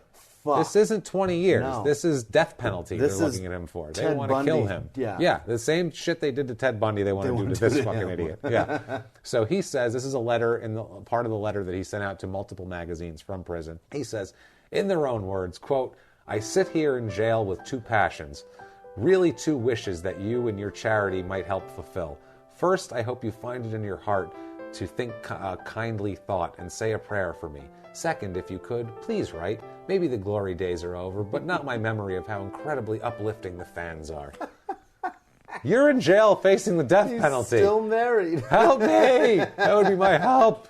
Hey, all my wives and husbands that I'm married Tell to them it's out not there, me. all the fans that I'm married to, Gee, all tell you them all guys. that I'm so great. Tell him I'm taking him to Vegas and buying him a fur coat. Like Jim Schoenfeld or whatever. So there's reports that they have no evidence besides Diane Delana's testimony, by the way. Nothing. There was reports that he had once shot a possum in his backyard with a .25 caliber, shit. which is the same caliber. So they go nothing. search and dig up his whole yard looking for a slug that Yeah. he shot a year ago in They a can possum. compare to it. They don't find a gun. They don't find a slug. They don't find shit from him. Nothing. They have literally no fucking evidence All at they all. have is her word versus They his. have her word. They have people from him saying, saying that character witnesses saying what he did around that time and that he wasn't doing shit like that and just basically that he didn't do it. I mean, Right. the only thing they have is this guy. So now the jury goes and deliberates, and they're deliberating with his goddamn life. Yeah. This is it. Based on one woman, mind you, she's a hooker. She's a one credibility, prostitute, yeah, one yeah. former prostitute. Who Now she's changed an her life. upstanding citizen. Right. But Miss it's Falco or Fialco. prostitute, Yeah. man, prostitute. That's the key. It's amazing. So the jury goes. A prostitute, mind you, who made a deal to say anything, and Yeah. she even if it Yeah. incriminates her, and she's off the hook. Yeah, and you know how long the jury takes? 1 hour to deliberate. Assholes. 1 hour, but they acquit him. Nice. He's acquitted All right. in 1 fucking hour. All right. Because they said he's just got a hooker and there's no Right. other evidence. Yeah. And this was like 5 years ago, and Right. we don't really have anything. You got a crack-headed hooker. We don't have a fingerprint or Nothing. anything. We have a prostitute that won't even say she saw it happen. She Right. said, I ran away and didn't even hear gunshots, and I Right. never saw a gun. I'm kind of incriminating him, but not really. It's ridiculous. So Mikey Martin, the teammate's The wife. says, quote, "We never doubted. We had an idea he might have known who did it, but but he did not do it. To get Spin pissed enough to kill somebody, he would do it with his bare hands, and he certainly would not use this puny caliber gun." They're like, he'd kill a He ain't guy, no pussy. but he'd choke him to death. He'd do it with his own hand. Amazing. And there's more like this. Prosecuting attorney Charles Burton, who was asked about the acquittal, and this asshole ended up being the judge in Palm Beach County in the 2000 election that made the decision on the hanging chads that helped give George Bush what the a presidency. fucker. So fuck this asshole. Yeah. Anyway, he says, quote, I dug deep on this guy. Yeah, Come on. you sure did. Patreon.com/Crime and Sports. Support us, goddammit. So he says, quote, if I didn't believe in my heart Brian Spencer was guilty, I wouldn't have prosecuted the case, which is probably full of shit. I'm on your side in assuming. Yeah. I'll assume all I want that maybe he had something to do with it. But you better have some fucking rock-solid evidence if you're going to take a man to trial on it. And we also said, they had her pretty much rocking a hard place. Hey, we're going to put you in jail if you don't say what we want you to say, pretty much. Right. Prosecutor, the Burton guy again, says of her testimony, quote, she knew this was going to destroy her marriage. I always gave her credit for that. She could have said, I don't know nothing, sorry, but she came clean even though there wasn't much of a win for her. There certainly wasn't anything in it for her, no gain. Or you forced her and she was scared shitless, and you never know. Now, he's free here, Brian Spencer. Yeah. His quote on this is, in their own words, Jesus, I'm just hanging out with the wrong people, being in trouble. He says, quote, I know now. I know that if you hang around with the wrong people, you're going to get into trouble. I'd pick up every stray dog on the street, every bird with a broken wing. But you can't do it. These same people are going to buy you drinks, get you drunk, then you get in your car, you get arrested, and they say rotten lies about you. So he's starting to see a pattern. Yeah. So you think at this point he's not going to hang out with shitty people anymore. I'm good now. I beat the death penalty. If that doesn't make you take stock, what the fuck does? No doubt. Nothing. Ex-Toronto teammate David Sittler said of him, quote, he had a little bit of Jekyll and Hyde in him. At times, did I see where he had this split personality? Yeah. Could he have done it? Sure he could have, but he was acquitted. Yeah. He could have done it, but let's just say he didn't now because he's acquitted. He could have done it, but the court said he didn't. Absolutely. Right. Now, also, too, they're worried about the relatives of Michael Dolfo, because he's kind of a connected-ish guy. Yeah. And there was apparently a lot of threats going around for this, and now that he's acquitted, there's definitely a lot of threats. Ex-Islander teammate Jerry Hart, who sticks with him, Brian Spencer, through thick and thin for a while here, says, quote, during the trial, everybody was very wary of the family of the deceased. There was some discussion in our meetings in the public defender's office. They wanted me to be aware that there was unsavory characters who wanted to see Brian get the worst. Wow. So not good. Also, Jerry Hart tried to reach out to him after the trial, get him jobs, homes to stay in. They wanted to get him away from Florida, basically. Get the fuck out of Florida. Yeah. And really, everyone get out of Florida. Abandon that place. Leave it behind like a carnival that left town, man. Just leave it a ghost town because it's a shithole. You guys know it's a shithole that lived there. And how do you still live there after the bath salts articles? That's fucking crazy. It's just a mess. So sorry, Florida. Fuck it, whatever. Thanks for listening. I'm sure there's some nice we love you to death. Please leave for yourself, for your own safety and good. If you're not in Miami, get the fuck out. Yeah, but he refuses to clean up his act. Just refuses, basically. Hart decides to take care of Spencer's 2 boys and his current wife, Janet, who was dying of ovarian cancer. God, this guy's a saint. He's a saint. Now, his wife is dying of ovarian cancer while her husband's up on a death penalty murder charge, and they have 2 kids. And he's like, I'll save the day. I'll save the day. Hart moves the family to Long Island, where he is, because he made it big in real estate after he was a player. Gotcha. And then sent for Brian, but Brian and his wife, Janet, couldn't get along, even though she has ovarian cancer. You can't suck it up. Hart said, quote, he ended up running away and back to Florida. I was very disappointed in Brian. I felt I'd done everything I could to support him, and when he abandoned his family like that, for whatever reason, and I was never able to find out, I washed my hands of Brian. Yeah, so now he's even got him gone.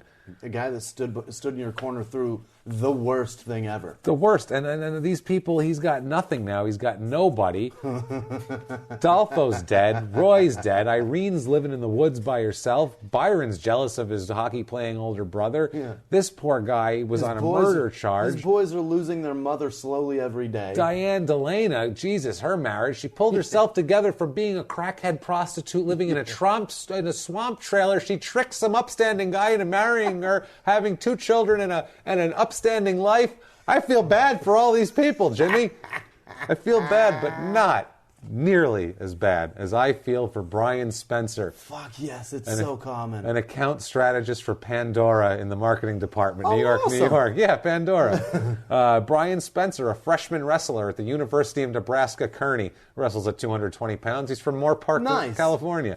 Brian Spencer, the newly elected city council president of Pensacola, Florida. Jesus. You type Brian Spencer, Florida, you get that fucking guy and this fucking lunatic, both of them. Dr. Brian Spencer, DPM, podiatric surgeon at the Premier Foot and Ankle Center in Grove City, Pennsylvania. He's rated 4 out of 5 stars on healthgrades.com.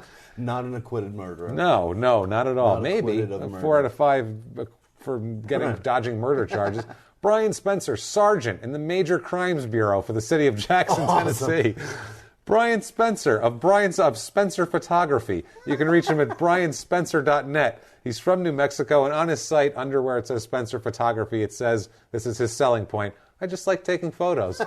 So he likes it. Try him out. He likes it. He enjoys it. He enjoys it. He likes taking pictures of your fucking kids. He loves it. And finally, Brian Spencer, member number 19223 of the PDGA, which is the Professional Disc Golf Association. Jesus Christ. He's out of Raleigh, North Carolina. He has 4 wins, but his membership expired in December of 2008.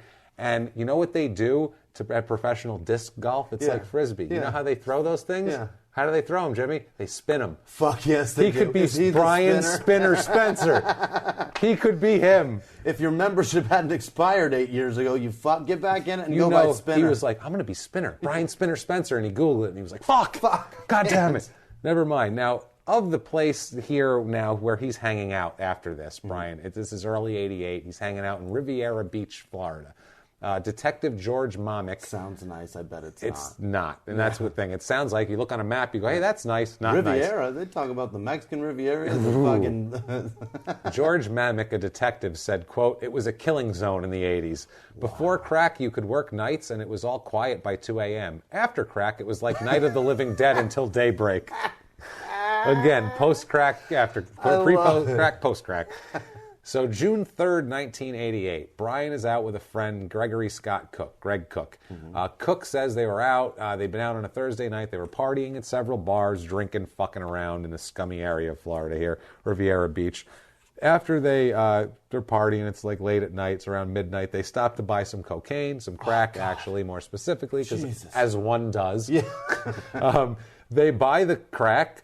They drive what Cook says is about 20 blocks away. Yeah. At that point, they stop, and they're parked for a second. They turn the dome light on because Cook dropped his cigarettes on the floor, and so they're looking for the cigarettes on the floor of the truck in the dark, whatever. Yeah. So can't find them around all the fucking gauges. I think they were doing coke is what they were doing, or crack, or whatever they were doing. So at this point, a white car pulls up beside them, a white Buick LeSabre. A man carrying a large caliber gun gets out and goes up to the driver's side window demanding money. This might have been Daryl Alum's. We never know. He could have gotten there. Daryl Alum's like 3 episodes ago. Go listen. Anyway, he was in California. This is Florida. Different guy, but it's his MO. Yeah. So Cook gives him $3, and Spencer tells him to go fuck himself. Spencer doesn't say that in those many words, but he says, I'm not giving you shit. Yeah. Refuses to cooperate. Says, no. I'm cracked out. I'm a tough guy. Fuck you, I've basically. already beat murder once. So this guy unloads a .357 on him and shoots him. One shot, into his arm. Holy shit.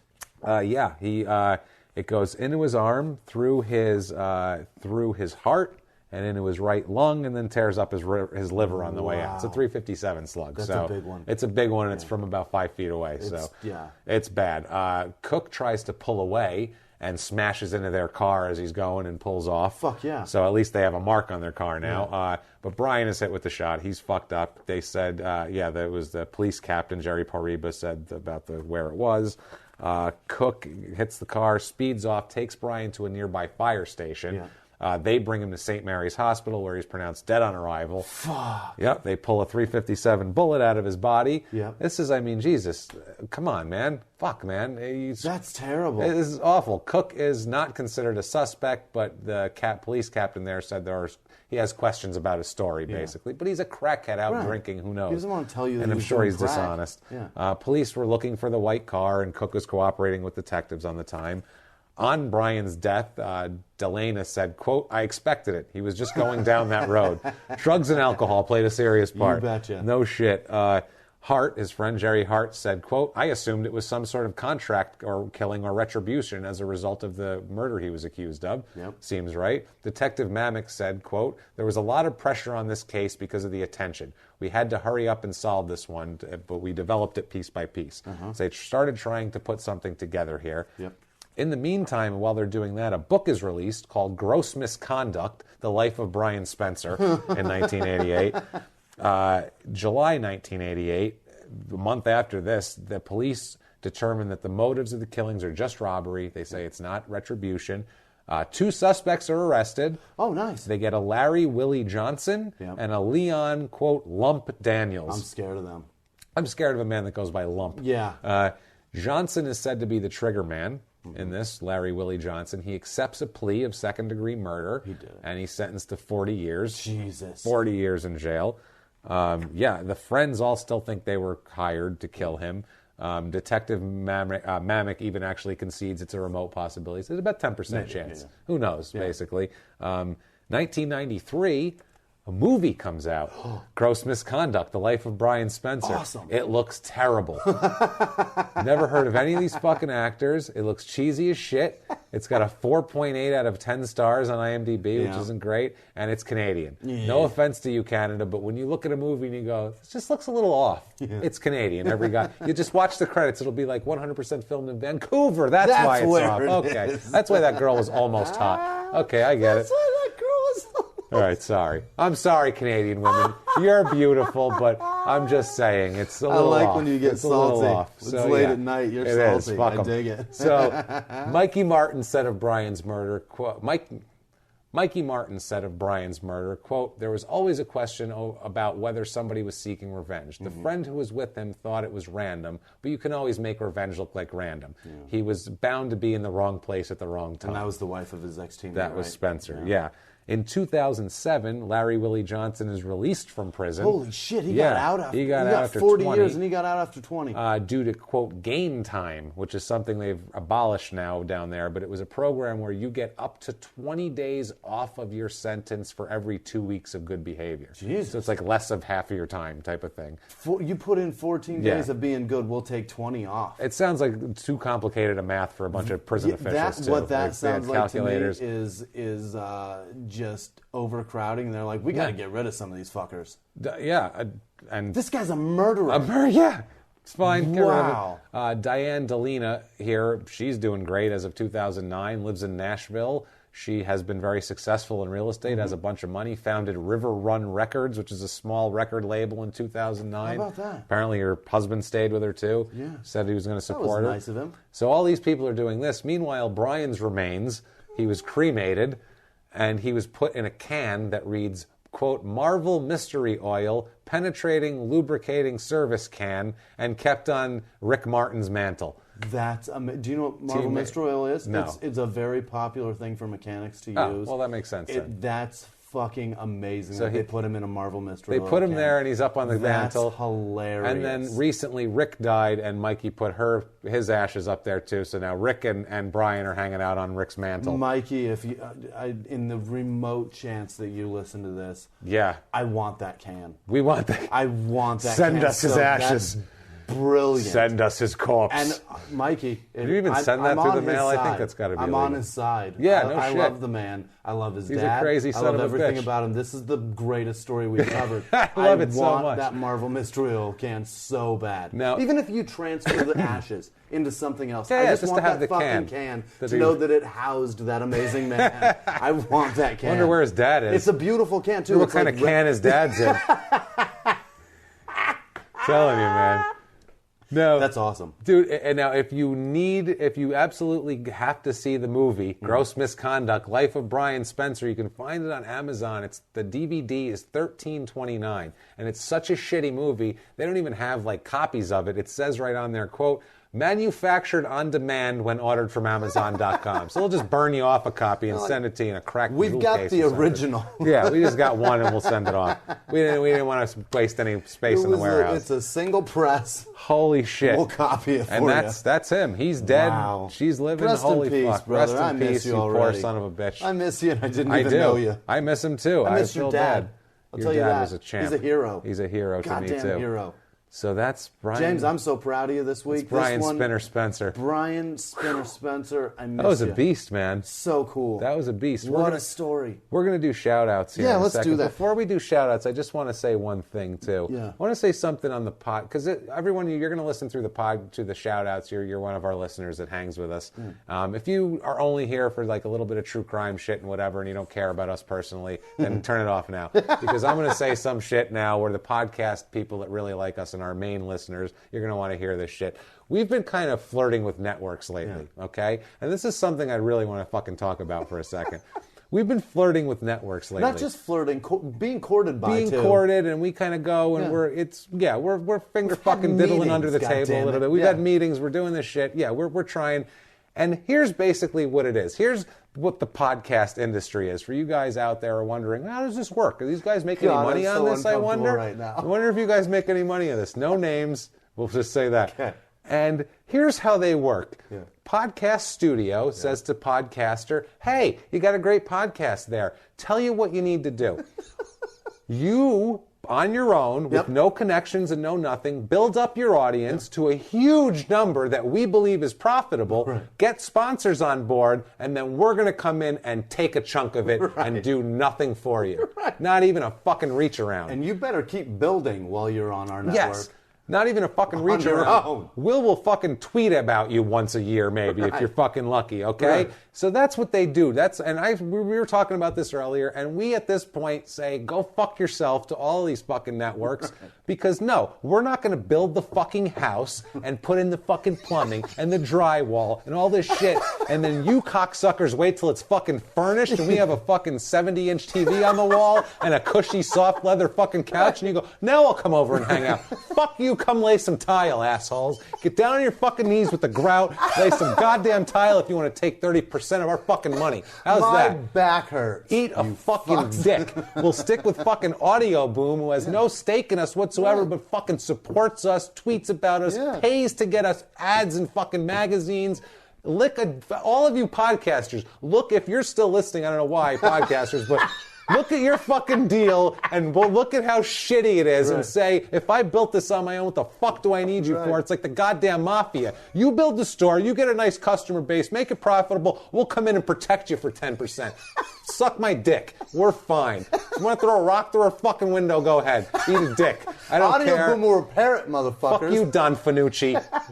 And the Black Hand. Now, on to shout-outs. Thank you guys so much for your audio, for all of your iTunes reviews. Honestly, seriously, guys, iTunes reviews are so fucking important to us. If you could get on there, give us 5 stars. It helps us out tremendously. It helps us stick it up these networks' fucking asses and get our own goddamn sponsors that we don't need them for shit. And if you don't want to do it that way, the donations on Patreon are huge Please, too. And guys, it helps us they're so very much. beneficial. We're really not making any money off this. It's patreon.com/crime /crime and sports. Please throw us a few bucks. Judith Kaufman and Thank you, Judith. Michael Loretto. Thank you, guys. Donated. You So guys, thank you both. it means the world to us. It really does. I mean, the donations aren't astronomical No, numbers. it They're not doesn't paying matter. mortgages, No. but it's money that helps us so much. I bought all these index cards. Yeah. This giant pile of index cards on my. I bought all these today with Patreon money. And thank you guys for doing that. We have pens, we have batteries, we have stuff that we have to buy. That we have to buy, and thank you guys. Stuff adds up. We love you guys. Thank you. And also, too, if you want to get a hold of us and get a shout-out like these awesome people we're going to talk about, you can get a hold of us at Crime and Sports on Twitter,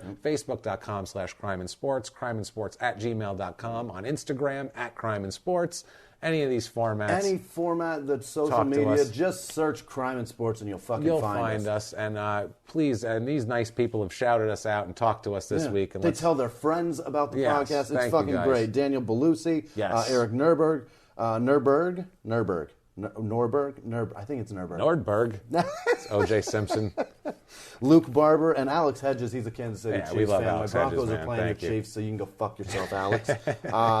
And the coolest part that I've noticed is that there are so many ladies that listen to us and tolerate our fucking language. Yeah, we appreciate it. And hang out and just listen Talking for shit the about comedy. off Canadian women. Thank you. Like Jessica Purdy and Haley in the UK. Yeah, thanks, guys. Monica in Seattle and Gina in Jersey. You guys, thank you, ladies, for sticking around. You guys are so fun. Absolutely. And, of course, our regulars. Jay Wedbetter, thanks for always tweeting us. Always. When you tweet us at people and say, hey, guys, check these guys out, you don't know how fucking amazing that is for us. That feels really good when you're great. tagging like comics that we've performed with. Because we can't do that. But you can't go, hey, look at our stuff. Right. Other people can. And you look thank like a you fucking guys. asshole Thank when you're like, hey, Bill Burr, listen to me. And Connor, what's a Connor? Connor Gillespie? Connor with the crazy face. Yeah, that's Gillespie. Okay, Connor. Yeah. Thank you. He tweeted us at people. Thanks, guys. We love you. The Rev, obviously. Right. The whole, all five of them. All the horsemen. Yeah, Busby, Wedbetter, Monge, Sean, Fuller, and Wooten. Those two are great. Jesus, you rule. And Wedbetter, your cricket bat's on the way. Yeah, it's coming. And Mark, the at Celtic Cowboy 58. Yeah. So he's great. We love you, dude. And he left us a nice iTunes review, and then we pissed him off one week. Yeah. And he wrote another one that was not nice. Yeah. And then he took that down and then wrote a new one about how nice we are. We noticed this shit. I love his We're like, I think I like this mind-changing guy. shit. He's like, oh, we like him. I believe That's he lives fine. in Oklahoma. He's an OSU Cowboys fan. Guys. I dig him. He's a good dude. Jesus, he just didn't guys, like that we you. bashed the Celtics. And it wasn't even the Celtics. It was just Larry He Bird. said that we said he was a clumsy, slow white guy, which he fucking was. He fucking is and was, goddammit. One of the greatest players in the history of the fucking league. Yeah. Amazing. Athleticism of a fucking nun wearing a fucking weight pack on her back, okay? Horrible. But one of the greatest players ever, despite that, which makes him so much better.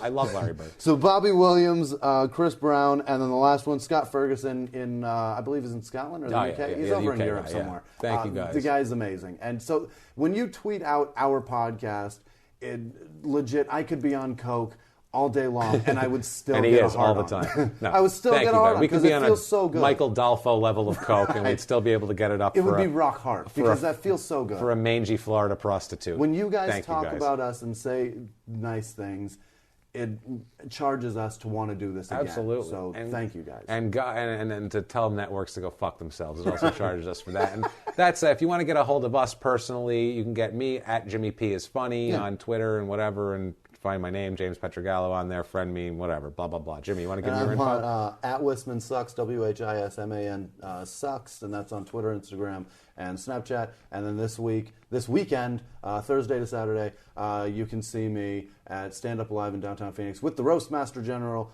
Jeff Ross. It's going to be fucking amazing. Excellent. So Go check that goddamn show out, guys. Really, that's going to be a great show. Stand Up Live in downtown Phoenix. Please, guys, just share this, spread the word. Like I said, we're not doing this with a network. You guys are our network. That's it. Crime and Sports Movement is our network. All these people that we list every week, you guys do this. You mean the world to us. Thank you, guys. We'll be here every